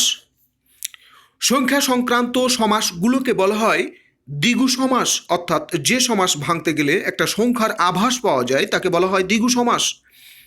দ্বিগু সমাসের সমাহার বা সমষ্টি বা মিলন অর্থে সংখ্যাবাচক শব্দের সঙ্গে বিশেষ্য পদের যে সমাস হয় তাকে দ্বিগু সমাস বলে। দ্বিগু সমাস নিষ্পন্ন পদটি বিশেষ্য পদ হয়, যেমন 3 কালের সমাহার ত্রিকাল, চৌরাস্তার সমাহার চৌরাস্তা, 3 মাথার সমাহার তেমাথা, শত অব্দের সমাহার শতাব্দী, পঞ্চবটের সমাহার পঞ্চবটী, ত্রিপদের সমাহার ত্রিপদী ইত্যাদি। এরূপ অষ্টধাতু, চতুর্ভুজ, চতুরঙ্গ, ত্রিমোহনী, 13 নদী, পঞ্চভূত, 7 সমুদ্র ইত্যাদি। অব্যয়ীভাব সমাসটা আমরা এখন দেখি, সেটি হচ্ছে পূর্বপদে অব্যয়যোগে নিষ্পন্ন সমাসে যদি অব্যয়ের অর্থের প্রাধান্য থাকে, পূর্বপদে অব্যয়যোগে নিষ্পন্ন সমাসে যদি অব্যয়েরই অর্থের প্রাধান্য থাকে তবে তাকে অব্যয়ীভাব সমাস বলে। অব্যয়ীভাব সমাসে কেবল অব্যয়ের অর্থযোগে ব্যাসবাক্যটি রচিত হয়, যেমন জানু পর্যন্ত লম্বিত, আজানু লম্বিত, জানু পর্যন্ত লম্বিত, আজানু লম্বিত, মরণ পর্যন্ত আমরণ। সামীপ্য তথা নৈকট্য, বিপসা তথা পৌনপনিকতা, পর্যন্ত, অভাব, অনতিক্রম্যতা, সাদৃশ্য, যোগ্যতা প্রভৃতি নানা অর্থে অব্যয়ীভাব সমাস হয়। নিচের উদাহরণগুলোতে অব্যয়ীভাব সমাসের অব্যয় পদটি বন্ধনীর মধ্যে দেখানো হলো। যেমন উপ অর্থে সামীপ্য, যেমন উপ অর্থে সামীপ্য, কণ্ঠের সমীপে উপকণ্ঠ, কুলের সমীপে উপকূল ইত্যাদি। অনু বা প্রতি অর্থে বিপসা, দিন দিন, প্রতিদিন, ক্ষণে ক্ষণে, প্রতিক্ষণে, ক্ষণ ক্ষণ, অনুক্ষণ। নির অর্থে অভাব, আমিষের অভাব, নিরামিষ, ভাবনার অভাব, নির্ভাবনা, জলের অভাব, নির্জল, উৎসাহের অভাব, নিরুৎসাহ। আ অর্থে পর্যন্ত, সমুদ্র থেকে হিমালয় পর্যন্ত, সমুদ্র থেকে হিমাচল পর্যন্ত, আসমুদ্র হিমাচল, পা থেকে মাথা পর্যন্ত, আপাদমস্তক।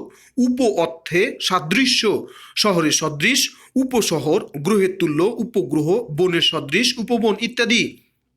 যথা অর্থে অনতিক্রম্যতা, রীতিকে অতিক্রম না করে, যথারীতি, সাধ্যকে অতিক্রম না করে, যথাসাধ্য, এরূপ, যথাবিধি, যথাযোগ্য ইত্যাদি। উত অর্থে অতিক্রান্ত, বেলাকে অতিক্রান্ত, উদ্বেল, শৃঙ্খলাকে অতিক্রান্ত, উচ্ছৃঙ্খল ইত্যাদি। প্রতি অর্থে বিরোধ, বিরুদ্ধবাদ, প্রতিবাদ, বিরুদ্ধকুল, প্রতিকূল। অনু অর্থে পশ্চাৎ, পশ্চাৎ গমন, অনুগমন, পশ্চাৎ ধাবন, অনুধাবন ইত্যাদি। আ অর্থে ঈষৎ, ঈষৎ নত, আনত, ঈষৎ রক্তিম, আরক্তিম ইত্যাদি। উপ অর্থে ক্ষুদ্র, উপগ্রহ, উপনদী ইত্যাদি।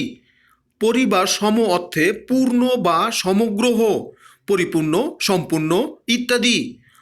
প্র বা পর অর্থে দূরবর্তী, অক্ষির অগোচরে, পরোক্ষ, এরূপ, প্রপিতামহ ইত্যাদি। প্রতি অর্থে প্রতিনিধি, প্রতিচ্ছায়া, প্রতিচ্ছবি, প্রতিবিম্ব ইত্যাদি। প্রতি অর্থে প্রতিদ্বন্দ্বী, প্রতিপক্ষ, প্রত্যুত্তর ইত্যাদি। উল্লিখিত প্রধান 6টি সমাস ছাড়াও কয়েকটি অপ্রধান সমাস রয়েছে। প্রাদি, নিত্য, উপপদ ও অলুক সমাস সম্বন্ধে নিচে সংক্ষেপে আলোচনা করা হলো। এসব সমাসের প্রচুর উদাহরণ পাওয়া যায় না, এজন্য এগুলোকে অপ্রধান মনে করা হয়। নাম্বার 1, প্রাদি সমাস। প্র, প্রতি, অনু ইত্যাদি অব্যয়ের সঙ্গে যদি কৃত প্রত্যয় সাধিত বিশেষ্যের সমাস হয় তবে তাকে বলে প্রাদি সমাস। যথা প্রকৃষ্ট যে বচন, প্রবচন, এরূপ পরি, চতুর্দিকে যে ভ্রমণ, পরিভ্রমণ, অনুতে পশ্চাতে যে তাপ, অনুতাপ। প্রকৃষ্ট রূপে ভাত সমান প্রভাত, প্রকৃষ্ট রূপে গতি সমান প্রগতি ইত্যাদি।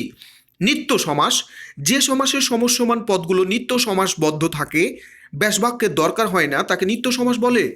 যে সমাসে সমসমান পদগুলো নিত্য সমাসবদ্ধ থাকে, ব্যাসবাক্যের প্রয়োজন হয় না, তাকে নিত্য সমাস বলে। তদর্থবাচক ব্যাখ্যামূলক শব্দ বা বাক্যাংশ যোগে এগুলোর অর্থ বিশদ করতে হয়। যেমন অন্য গ্রাম, গ্রামান্তর, কেবল দর্শন, দর্শন মাত্র, অন্য গৃহ, গৃহান্তর, বিষাক্ত কাল জম তুল্য, সাপ, কাল সাপ, কাল সাপ, এটি কিন্তু তোমার নিত্য সমাস। বিষাক্ত, কাল, জম, তুল্য, কাল, বর্ণের ন্যায়, সাপ, কাল সাপ। তুমি, আমি ও সে, আমরা, 2 এবং 90, 92 ইত্যাদি নিত্য সমাস। এরপরে আমরা তোমাকে যে বিষয়টির কথা বলবো, বিষয়টি অত্যন্ত গুরুত্বপূর্ণ, সেটি হলো তোমার কি 7ম পরিচ্ছেদ, উপসর্গ। বাংলা ভাষায় এমন কতকগুলো অব্যয়সূচক শব্দাংশ রয়েছে যা স্বাধীন পদ হিসেবে বাক্যে ব্যবহৃত হতে পারে না। বাংলা ভাষায় এমন কতগুলো অব্যয়সূচক শব্দাংশ রয়েছে যা স্বাধীন পদ হিসেবে বাক্যে ব্যবহৃত হতে পারে না। এগুলো অন্য শব্দের আগে বসে, এর প্রভাবে শব্দটির কয়েক ধরনের পরিবর্তন সাধিত হয়। যেমন নাম্বার 1, নতুন অর্থবোধক শব্দ তৈরি হয়। নাম্বার 2, শব্দের অর্থের পূর্ণতা সাধিত হয়। নাম্বার 3, শব্দের অর্থের সম্প্রসারণ ঘটে। নাম্বার 4, শব্দের অর্থের সংকোচন ঘটে। এবং নাম্বার 5, শব্দের অর্থের পরিবর্তন ঘটে। অর্থাৎ নতুন অর্থবোধক শব্দ তৈরি হয়, শব্দের অর্থের পূর্ণতা সাধিত হয়, শব্দের অর্থের সম্প্রসারণ, সংকোচন ও পরিবর্তন ঘটে। ভাষায় ব্যবহৃত এসব অব্যয়সূচক শব্দাংশের নাম উপসর্গ। যেমন কাজ, একটি শব্দ, এর আগে অব্যয়টি যুক্ত হলে হয় অকাজ, যার অর্থ নিন্দনীয় কাজ। এখানে অর্থের সংকোচন হয়েছে। এরূপ কথাগুলো আমরা আরও অনেক কিছু বলবো, তবে তার আগে একটু জেনে রেখো, এই উপসর্গগুলোর নিজস্ব কোনো অর্থবাচকতা নেই, কিন্তু অন্য শব্দের আগে যুক্ত হলে এদের অর্থ দ্বৈতকতা বা নতুন শব্দ সৃজনের ক্ষমতা থাকে। এ উপসর্গগুলোর নিজস্ব কোনো অর্থবাচকতা নেই, কিন্তু অন্য শব্দের আগে যুক্ত হলে এদের অর্থ দ্বৈতকতা বা নতুন শব্দ সৃজনের ক্ষমতা থাকে। বাংলা ভাষায় 3 প্রকার উপসর্গ আছে। বাংলা ভাষায় 3 প্রকার উপসর্গ আছে, যথা বাংলা উপসর্গ, তৎসম বা সংস্কৃত উপসর্গ এবং বিদেশি উপসর্গ। প্রথমেই দেখা যাক বাংলা উপসর্গ। উল্লেখ্য যে এখানে লাল কালিতে লেখা আশু বিনি, এটি আমরা দেখছি, এটি দিয়ে বোঝানো হচ্ছে যে এটি বাংলা উপসর্গেও আছে এবং সংস্কৃত বা তৎসম উপসর্গেও আছে, অর্থাৎ এই দুটি মিল। 4টি বাংলা উপসর্গ মোট 21টি। এগুলো হলো অ, অঘ, অজ, অনা, আ, আর, আন, আব, ইতিপাতি, কদ, কু, নি, বি, ভর, রাম, স, সু, সা, হা ইত্যাদি। অর্থাৎ অ, অঘা, অজ, অনা, আ, আর, আন, আব, ইতিপাতি, কদ, কু, নি, বি, ভর, রাম, স, সু, সা, হা ইত্যাদি। মোট 21টি হচ্ছে বাংলা উপসর্গ। নিচে এদের প্রয়োগ দেখানো হলো। স্বরে অ নিন্দিত অর্থে, অভাব অর্থে, ক্রমাগত অর্থে ব্যবহৃত হয়। আমরা প্রথমেই দেখি যে স্বরে অ নিন্দিত অর্থে অকেজ, অচেনা, অপয়া, অভাব অর্থে অচিন, অজানা, অথৈ, ক্রমাগত অর্থে অঝোর, অঝোরে। নাম্বার 2 অঘা বোকা অর্থে অঘারাম, অঘাচণ্ডী ইত্যাদি। নাম্বার 3 অজ নিতান্ত বা মন্দ অর্থে অজ পাড়াগাঁ, অজ মূর্খ, অজ পুকুর ইত্যাদি। নাম্বার 4 অনা অভাব অর্থে অনাবৃষ্টি, অনাদর। এছাড়া অনা ছাড়া অর্থে অনাছিষ্টি, অনাচার। অনা অশুভ অর্থে অনামুখ ইত্যাদি। আ অভাব অর্থে আঁকাড়া, আধোয়া, আলুনি ইত্যাদি। আ বাজে বা নিকৃষ্ট অর্থে আকাঠা, আগাছা ইত্যাদি। আর বক্র অর্থে আর চোখে, আর নয়নে ইত্যাদি। আর আধা বা প্রায় অর্থে আর খ্যাপা, আর মোড়া, আর পাগলা ইত্যাদি। আর বিশিষ্ট অর্থে আর কোলা বা পাথালি কোলা, আর গড়া বা আস্তাবর, আর কাঠি ইত্যাদি। আন না অর্থে আন করা। আন বিক্ষিপ্ত অর্থে আনচান, আনমোনা ইত্যাদি। আব অস্পষ্টতা অর্থে আবছায়া, আবডাল ইত্যাদি। ইতি এ বা এর অর্থে ইতি কর্তব্য, ইতি পূর্বে ইত্যাদি। ইতি পুরনো অর্থে ইতিহাস, ইতি কথা ইত্যাদি। উন বা উনা কম অর্থে উনু পাঁজুরে, 19 ইত্যাদি। কদ নিন্দিত অর্থে কদবেল, কদর্য, কদাকার ইত্যাদি। কু কুৎসিত বা অপকর্ষ অর্থে কু অভ্যাস, কুকথা, কুনজর, কুসঙ্গ ইত্যাদি। নি নাই বা নেতি অর্থে নিখুঁত, নিখোঁজ, নিলাজ, নিভাঁজ, নিরেট ইত্যাদি। পাতি ক্ষুদ্র অর্থে পাতিহাঁস, পাতিশিয়াল, পাতিলেবু, পাতকুঁয়ো ইত্যাদি। বি ভিন্নতা বা নাই বা নিন্দনীয় অর্থে বিভূঁই, বিফল, বিপথ ইত্যাদি। ভর পূর্ণতা অর্থে ভরপেট, ভর সাঁঝ, ভর দুপুর, ভর পুর, ভর সন্ধে ইত্যাদি। রাম বড় বা উৎকৃষ্ট অর্থে রামছাগল, রামদা, রামসিংহা, রামবোকা ইত্যাদি। স সঙ্গে অর্থে স্বরাজ, সরব, সঠিক, সজোর, সপাট ইত্যাদি। সা উৎকৃষ্ট অর্থে সাজিরা, সাজোয়ান ইত্যাদি। সু উত্তম অর্থে সুনজর, সুখবর, সুদিন, সুনাম, সুকাজ ইত্যাদি। হা অভাব অর্থে হাপিত্তেশ, হাভাতে, হাঘরে ইত্যাদি। হা অভাব অর্থে হাপিত্তেশ, হাভাতে, হাঘরে ইত্যাদি। জ্ঞাতব্য বাংলা উপসর্গে সাধারণত বাংলা শব্দের পূর্বেই যুক্ত হয়ে থাকে। এই কথাটি বিশেষভাবে উল্লেখযোগ্য যে বাংলা উপসর্গ সাধারণত বাংলা শব্দের পূর্বেই যুক্ত হয়ে থাকে। বাংলা উপসর্গযুক্ত শব্দের বাক্যে প্রয়োগ: আমি অবেলাতে দিলাম পারি অথৈ সায়রে, অঘারাম বাস করে অজপাড়া গায়ে, ভিক্ষার চাল কাঁড়া আর আঁকাড়া, আকাঠার নায়ে দিলাম কাঁঠালের গলুই, মা বলিতে প্রাণ করে আনচান, চোখে আসে জল ভরে, ইতিহাস কথা কয়, উনা ভাতে দুনা বল, নিনাইয়ার শতেক নাও, ভর দুপুরে কোথায় যাও, এতদিন কোথায় নিখোঁজ হয়েছিলে। তৎসম বা সংস্কৃত উপসর্গ: বাংলা ভাষায় বহু সংস্কৃত শব্দ হুবহু এসে গেছে, সেই সঙ্গে সংস্কৃত উপসর্গও তৎসম শব্দের আগে বসে শব্দের নতুন রূপে অর্থের সংকোচন ও সম্প্রসারণ করে থাকে। তৎসম উপসর্গ শুধুমাত্র তৎসম বা সংস্কৃত শব্দগুলোর জন্য প্রযোজ্য। তৎসম উপসর্গ মোট 20টি। এগুলো হলো প্র, পরা, অপ, সম, নি, অনু, অবনির, দূর, বি, অধিসু, উৎপরি, প্রতি, অতি, অপি, অভি, উপ, আ ইত্যাদি। এক কথায় প্র, পরা, পরি, প্রতি, অতি, অপি, অধি, অতি, আনি নির দূর সম ইত্যাদি। এভাবে মনে রাখতে পারো। প্র পরা, অপ সম নি, অনু অবনির, দূর বি অধি, সু উৎপরি, প্রতি অতি অপি অভি উপ আ ইত্যাদি হচ্ছে মোট 20টি তৎসম বা সংস্কৃত উপসর্গ। এক্ষেত্রে এখানে আমরা তোমাকে বলছি কাজে এসব শব্দের উপসর্গ আশুবিনি ও তৎসম উপসর্গ। আশুবিনি বাংলা এবং তৎসম উপসর্গের মধ্যে দেখা যায়। নিচে 20টি তৎসম উপসর্গের উদাহরণ দেওয়া হলো। প্রকৃষ্ট বা সম্যক অর্থে প্রভাব, প্রচলন, প্রস্ফুটিত ইত্যাদি। খ্যাতি অর্থে প্রসিদ্ধ, প্রতাপ, প্রভাব ইত্যাদি। আধিক্য অর্থে প্রগাঢ়, প্রচার, প্রবল, প্রসার ইত্যাদি। গতি অর্থে প্রবেশ, প্রস্থান ইত্যাদি। ধারা বা পরম্পরা বা অনুগামিত অর্থে প্রপত্র, প্রশাখা ইত্যাদি। আতিশয্য অর্থে পরাকাষ্ঠা, পরাক্রান্ত, পরায়ণ ইত্যাদি। আতিশয্য অর্থে পরাকাষ্ঠা, পরাক্রান্ত, পরায়ণ ইত্যাদি। বিপরীত অর্থে পরাজয়, পরাভব ইত্যাদি। বিপরীত অর্থে অপমান, অপকার, অপচয়, অপবাদ ইত্যাদি। নিকৃষ্ট অর্থে অপসংস্কৃতি, অপকর্ম, অপসৃষ্টি, অপযশ ইত্যাদি। স্থানান্তর অর্থে অপসারণ, অপহরণ, অপনোদন ইত্যাদি। বিকৃত অর্থে অপমৃত্যু। এরপরে আমরা তোমাকে বলছি সম্যক রূপে অর্থে সম্পূর্ণ, সমৃদ্ধ, সমাদর ইত্যাদি। সম্মুখে অর্থে সমাগত, সম্মুখ ইত্যাদি। নিষেধ অর্থে নিবৃত্তি। নিশ্চয় অর্থে নিবারণ, নির্ণয়। আতিশয্য অর্থে নিদারুণ। অভাব অর্থে নিষ্কলুষ, নিষ্কাম। অভাব অর্থে নিষ্কলুষ, নিষ্কাম। হীনতা অর্থে অবজ্ঞা, অবমাননা। সম্যকভাবে অবরোধ, অবগাহন, অবগত ইত্যাদি। নিম্নে বা অধোমুখিতা অর্থে অবতরণ, অবরোহণ ইত্যাদি। অল্পতা অর্থে অবশেষ, অবসান, অবেলা ইত্যাদি। পশ্চাৎ অর্থে অনুশোচনা, অনুগামী, অনুজ, অনুচর, অনুতাপ, অনুকরণ ইত্যাদি। সাদৃশ্য অর্থে অনুবাদ, অনুরূপ, অনুকার ইত্যাদি। পৌনঃপুন অর্থে অনুক্ষণ, অনুদিন, অনুশীলন ইত্যাদি।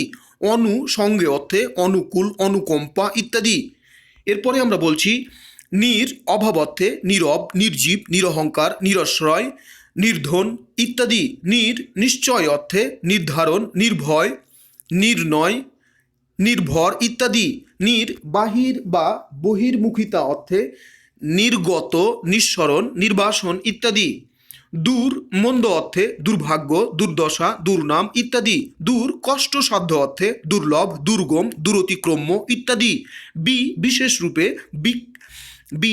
রূপে বিধৃত, বিশুদ্ধ, বিজ্ঞান, বিবস্ত্র, বিশুষ্ক ইত্যাদি। অভাব অর্থে বিনিদ্র, বিবর্ণ, বিশৃঙ্খল, বিফল ইত্যাদি। গতি অর্থে বিচরণ, বিক্ষেপ ইত্যাদি। অপ্রকৃতস্থ অর্থে বিকার, বিপর্যয় ইত্যাদি। উত্তম অর্থে সুকণ্ঠ, সুকৃতি, সুচরিত্র, সুপ্রিয়, সুনীল ইত্যাদি।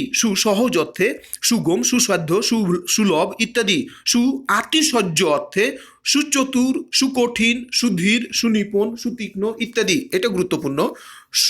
আতিশয্য অর্থে সুচতুর, সুকঠিন, সুধীর, সুনিপুণ, সুতীক্ষ্ণ ইত্যাদি।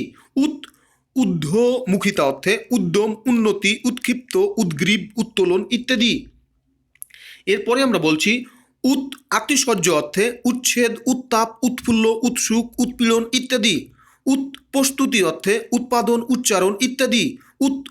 অপকর্ষ অর্থে উৎকোচ, উচ্ছৃঙ্খল, উৎকট ইত্যাদি। আধিপত্য অর্থে অধিকার, অধিপতি, অধিবাসী ইত্যাদি। উপরি অর্থে অধিরোহণ, অধিষ্ঠান ইত্যাদি। ব্যাপ্তি অর্থে অধিকার, অধিবাস, অধিগত ইত্যাদি। বিশেষ রূপ, পরিপক্ক, পরিপূর্ণ, পরিবর্তন ইত্যাদি। শেষ অর্থে পরিশেষ। সম্যক রূপে পরিশ্রান্ত, পরীক্ষা, পরিমাণ ইত্যাদি। সম্যক রূপে পরিশ্রান্ত, পরীক্ষা, পরিমাণ ইত্যাদি। চতুর্দিক অর্থে পরিভ্রমণ, পরিমণ্ডল ইত্যাদি। সদৃশ অর্থে প্রতিমূর্তি, প্রতিধ্বনি ইত্যাদি। বিরোধ অর্থে প্রতিবাদ, প্রতিদ্বন্দ্বী। পৌনঃপুন অর্থে প্রতিদিন, প্রতিমাস।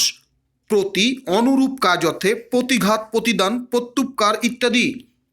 উপ সমীপ্য অর্থে উপকূল উপকণ্ঠ, উপ সদৃশ্য অর্থে উপদ্বীপ উপবন, উপ ক্ষুদ্র অর্থে উপগ্রহ উপসাগর উপনেতা, উপ বিশেষ অর্থে উপনয়ন যেটাকে পৈতা বলে, উপভোগ ইত্যাদি। উপ খুবই একটা উল্লেখযোগ্য বিষয়।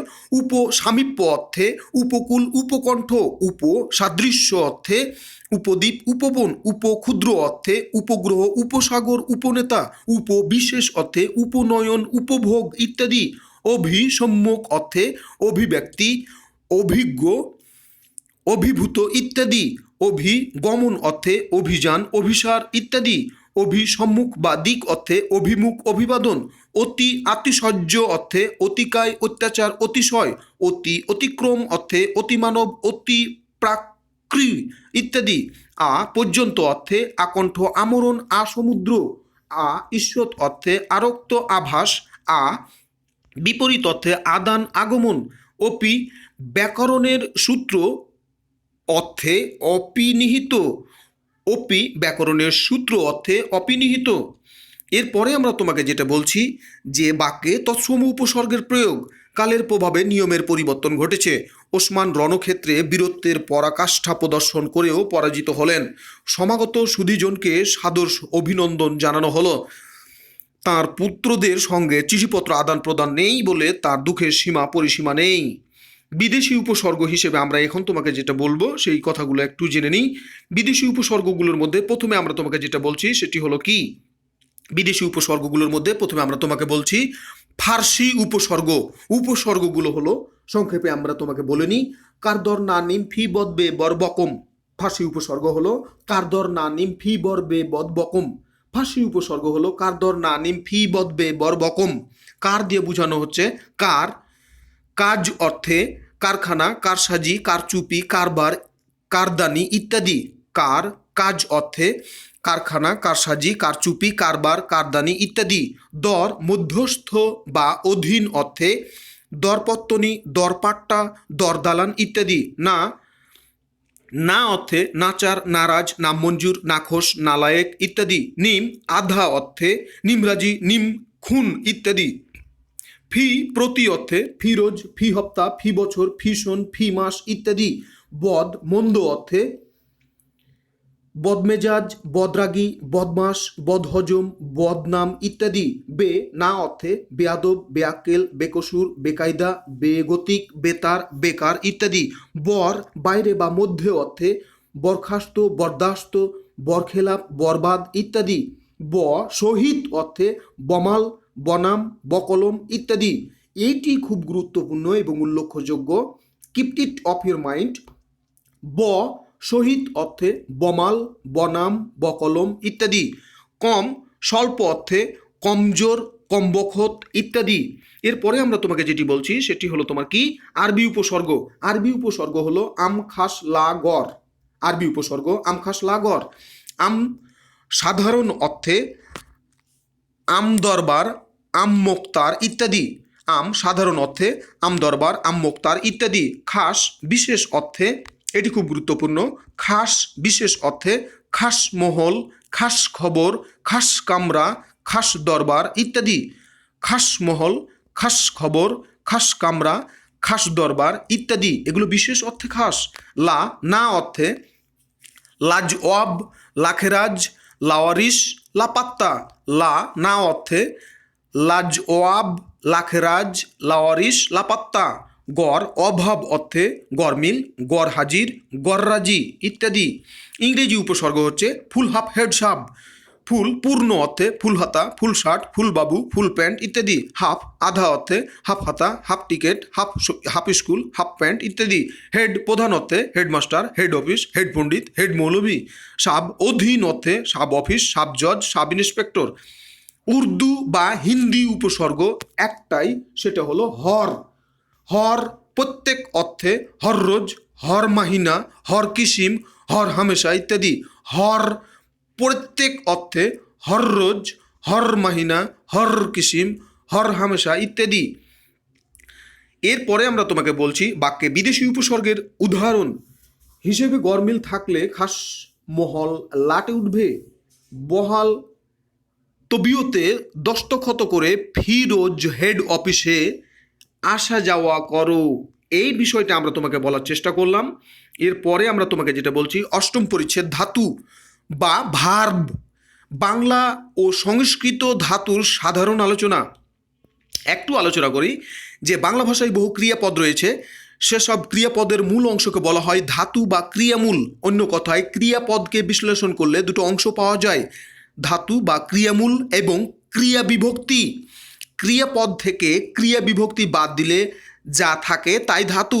যেমন করে একটি ক্রিয়াপদ, এতে দুটো অংশ রয়েছে, কর যোগ এ। এখানে কর হলো ধাতু এবং এ হলো বিভক্তি, সুতরাং করে ক্রিয়ার মূল বা ধাতু হলো কর, আর ক্রিয়ার বিভক্তি হলো এ। অন্য কথায় কর ধাতু বা ক্রিয়ামূলের সঙ্গে এ বিভক্তি যুক্ত হয়ে করে ক্রিয়াপদটি গঠিত হয়েছে। প্রচলিত বেশ কিছু ধাতু বা ক্রিয়ামূল চেনার একটা উপায় হলো বর্তমান কালের অনুজ্ঞায় তুচ্ছাত্মক মধ্যম পুরুষের ক্রিয়ার রূপ লক্ষ্য করা, কারণ এই রূপ আর ধাতু রূপ এক। যেমন কর, খা, যা, ডাক, দেখ, লেখ ইত্যাদি, এগুলো যেমন ধাতুও তেমনি মধ্যম পুরুষের তুচ্ছাত্মক বর্তমান কালের অনুজ্ঞার ক্রিয়াপদ।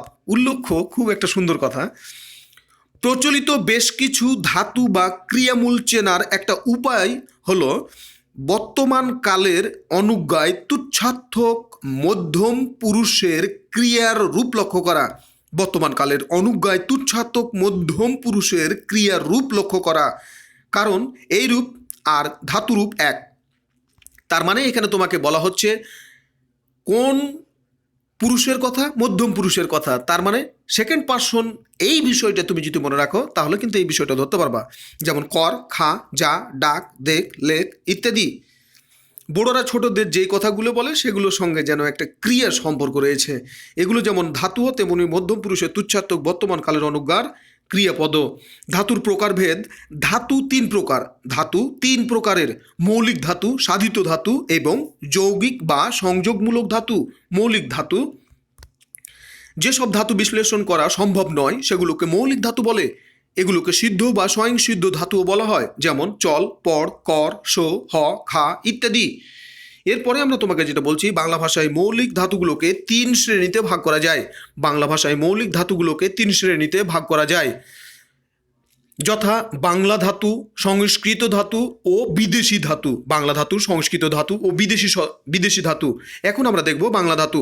যেসব ধাতু বা ক্রিয়ামূল সংস্কৃত থেকে সোজাসুজি আসেনি সেগুলোকে বলা হয় বাংলা ধাতু, যেমন কাঠ, কাঁধ, নাচ, যান ইত্যাদি।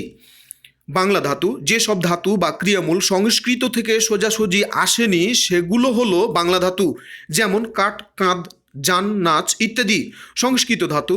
বাংলা ভাষায় যেসব তৎসম ক্রিয়াপদের ধাতু প্রচলিত রয়েছে তাদেরকে সংস্কৃত ধাতু বলে। বাংলা ভাষায় যেসব তৎসম ক্রিয়াপদের ধাতু প্রচলিত রয়েছে তাদের সংস্কৃত ধাতু বলে, যেমন ক্রি, গম, ধ্রি, গঠ, স্থা ইত্যাদি। এই বিষয়টাকে আমরা পরিষ্কার করব কিছুক্ষণ পরেই। সংস্কৃত ধাতু, এখানে তুমি একটা চিত্র দেখো। সংস্কৃত ধাতু এগুলো হলো ক্রন্দ, ক্রি, খাদ, গঠ, ঘ্রিস, দৃশ, ধ্রি, পট, বন্ধ, বুধ, রুক্ষ, শ্রু, স্থা, হস ইত্যাদি। সংস্কৃত ধাতু হলো ক্রন্দ, ক্রি, খাদ, গঠ, ঘ্রিস, দৃশ, ধ্রি, পট, বন্ধ, বুধ, রক্ষ, শ্রু, স্থা, হস ইত্যাদি।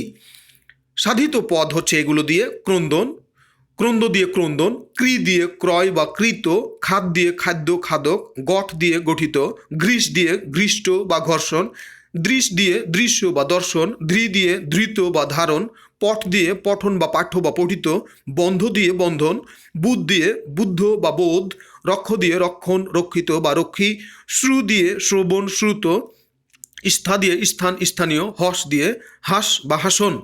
বাংলা ধাতু কাদ, কিন, খা, গড়, ঘষ, দেখ, ধর, পড়, বাঁধ, বুঝ, রাখ, শুন, থাক, হাস ইত্যাদি। বাংলা ধাতু হচ্ছে কাঁদ, কিন, খা, গড়, ঘষ, দেখ, ধর, পড়, বাঁধ, বুঝ, রাখ, শুন, থাক, হাস ইত্যাদি। এগুলো দিয়ে সাধিত পদ হচ্ছে কাঁদ, কাঁদা, কাঁদুনে, কিন, কেনা, কেনাকাটা, খা, খাওয়া, খাওয়ন, গড়, গড়া, গড়ন, ঘষ, ঘষা, দেখ দেখা দেখুন, ধর ধরা ধরন, পড় পড়া পড়ন, বাঁধ বাঁধন বাঁধা, বুঝ বুঝা, রাখ রাখা, শুন শোনা বা শোনা, থাক থাকা, হাস থেকে হাসা বা হাসি। এরপরে আমরা তোমাকে যেটা বলছি, বিদেশ আগত ধাতু। বিদেশ আগত ধাতু আসলে কোনগুলো? বিদেশ আগত ধাতু আসলে কোনগুলো? এখানে কয়েকটি বিদেশি ধাতুর উদাহরণ দেওয়া হলো। বিদেশি ধাতুগুলো হলো আট খাট চেঁচ, আট খাট চেঁচ জম, ঝুল টান টুট ডর।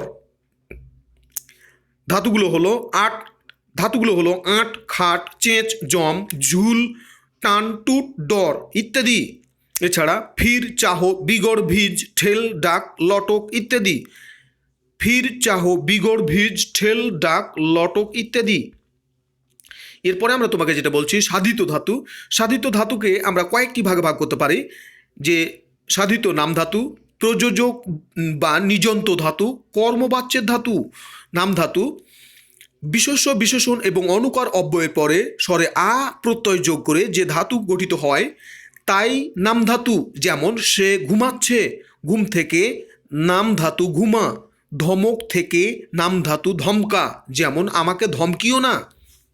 এখানে আমরা তোমাকে বলছি নাম ধাতু বিশেষ্য বিশেষণ এবং অনুকার অব্যয়ের পরে স্বরে আ প্রত্যয় যোগ করে যে নতুন ধাতুটি গঠিত হয় তাই নাম ধাতু। যেমন সে ঘুমাচ্ছে, ঘুম থেকে নাম ধাতু ঘুমা, ধমক থেকে নাম ধাতু ধমকা, যেমন আমাকে ধমকিও না।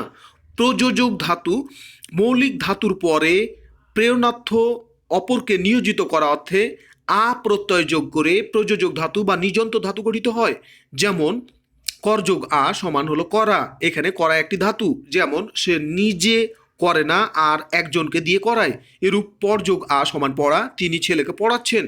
এখানে আমরা তোমাকে একটা কথা বলে দিতে পারি, সে বিষয়টা হলো এই বিষয়গুলোকে তুমি যদি ইংরেজি গ্রামারের সঙ্গে রিলেট করে মনে রাখতে পারো তাহলে তোমার জন্য সবচেয়ে বেশি সহজ হবে। এখানে আমরা তোমাকে যেটা বলছি যে প্রযোজক ধাতু হলো ইংরেজিতে যেটাকে কজেটিভ ভার্ব বলে সেটাকেই বাংলায় বলা হচ্ছে প্রযোজক বা নিযন্ত ধাতু। মাহমুদ, ইংরেজিতে যেটাকে কজেটিভ ভার্ব বলা হয় বাংলা ব্যাকরণে সেটাকে বলা হয় প্রযোজক বা নিযন্ত ধাতু। সুতরাং এটি আর মনে রাখার কোনো তোমার দরকার নেই। কর্মবাচ্যের ধাতু মৌলিক ধাতুর সঙ্গে স্বরে আ প্রত্যয় যোগে কর্মবাচ্যের ধাতু সাধিত হয়। এটি বাক্য মধ্যস্থ কর্মপদের অনুসারী ক্রিয়ার ধাতু, যথা দেখ যোগ আ সমান দেখা, কাজটি ভালো দেখায় না, হার যোগ আ সমান হারা, যা কিছু হারায়, গিন্নি বলেন কেষ্টা বেটাই চোর। এটা হলো কর্মবাচ্যের ধাতু। এরপরে আমরা তোমাকে বলছি সংযোগমূলক ধাতু। সংযোগমূলক ধাতু বিশেষ্য বিশেষণ বা ধনাত্মক অব্যয়ের সঙ্গে কর দে পা খা ছাড় ইত্যাদি মৌলিক ধাতু সংযুক্ত হয়ে যে নতুন ধাতু গঠিত হয় তাই সংযোগমূলক ধাতু। যেমন যোগ যোগ কর সমান যোগ কর, সংযোগমূলক ধাতু। বাক্যে তিনের সঙ্গে 5 যোগ করো, বাক্য তিনের সঙ্গে 5 যোগ করো। সাবধান যোগ হ সমান সাবধান হ, সংযোগমূলক ধাতু। বাক্য এখনো সাবধান হও, নতুন আখেরে খারাপ হবে, নতুবা আখেরে খারাপ হবে। সংযোগমূলক ধাতুজাত ক্রিয়া সকর্মক ও অকর্মক দুই হতে পারে। নিচে সংযোগমূলক ধাতুযোগে গঠিত কয়েকটি ক্রিয়াপদের উদাহরণ দেওয়া হলো। কর ধাতুযোগে বিশেষ্যের সঙ্গে ভয়কর, লজ্জাকর, গুণকর, বিশেষণের সঙ্গে ভালো কর, মন্দ কর, সুখী কর। ক্রিয়াবাচক বিশেষণের সঙ্গে বিশেষ্যের সঙ্গে ক্রয় কর, দান কর, দর্শন কর, রান্না কর। ক্রিয়াজাত বিশেষণের সঙ্গে সঞ্চিত কর, স্থগিত কর। ক্রিয়া বিশেষণের সঙ্গে জলদি কর, তাড়াতাড়ি কর, একত্র কর। অব্যয়ের সঙ্গে না কর, হাঁ কর, আয় কর, হ্যাঁ হাই হাই কর, ছিছি কর। ধনাত্মক অব্যয়ের সঙ্গে খাখা কর, বন বন কর, টন টন কর। ধনাত্মক শব্দসহ ক্রিয়া বিশেষণ গঠনে চট কর, ধাঁ কর, হন হন কর ইত্যাদি। হ ধাতু যোগে বড় হওয়া, ছোট হওয়া, ভালো হওয়া, রাজি হওয়া, সুখী হওয়া ইত্যাদি। দে ধাতু যোগে উত্তর দে, ঢাকা দে, দাগা দে, জবাব দে, কান দে, দৃষ্টি দে ইত্যাদি। পা ধাতু যোগে কান্না পা, ভয় পা, দুঃখ পা, লজ্জা পা, ব্যথা পা, টের পা ইত্যাদি। খা ধাতু যোগে মার খা, হিমশিম খা, ছাঁক খা, ঘষা খা ইত্যাদি। কাট ধাতু যোগে সাঁতার কাট, ভেংচি কাঠ, জীব কাঠ ইত্যাদি। ছাড় ধাতু যোগে গলা ছাড়, ডাক ছাড়, হাল ছাড় ইত্যাদি। ধর ধাতু যোগে গলা ধর, ঘুনে ধর, পচা ধর, মাথা ধর, গোঁধর ইত্যাদি। এই কথাগুলো আমরা তোমাকে বললাম সংযোগমূলক ধাতুর ক্ষেত্রে। এই কথাগুলো আমরা তোমাকে বললাম সংযোগমূলক ধাতুর ক্ষেত্রে। অর্থাৎ এখানে আমরা তোমাকে যেটা বলতেছিলাম যে বিশেষ্য বিশেষণ বা ধনাত্মক অব্যয়ের সঙ্গে কর, দে, পা, খা, ছাড় ইত্যাদি মৌলিক ধাতু সংযুক্ত হয়ে যে নতুন ধাতু গঠিত হয় তাই সংযোগমূলক ধাতু। এগুলো আমরা তোমাকে বললাম, তার মানে এই কথাগুলো আমরা তোমাকে বললাম সংযোগমূলক ধাতুর ক্ষেত্রে। এরপরে এখানে আমরা তোমার কাছ থেকে আজকে বিদায় নিব। পরবর্তীতে আলোচনা হবে কৃৎ প্রত্যয়ের বিস্তারিত আলোচনা, এই বিষয়গুলো।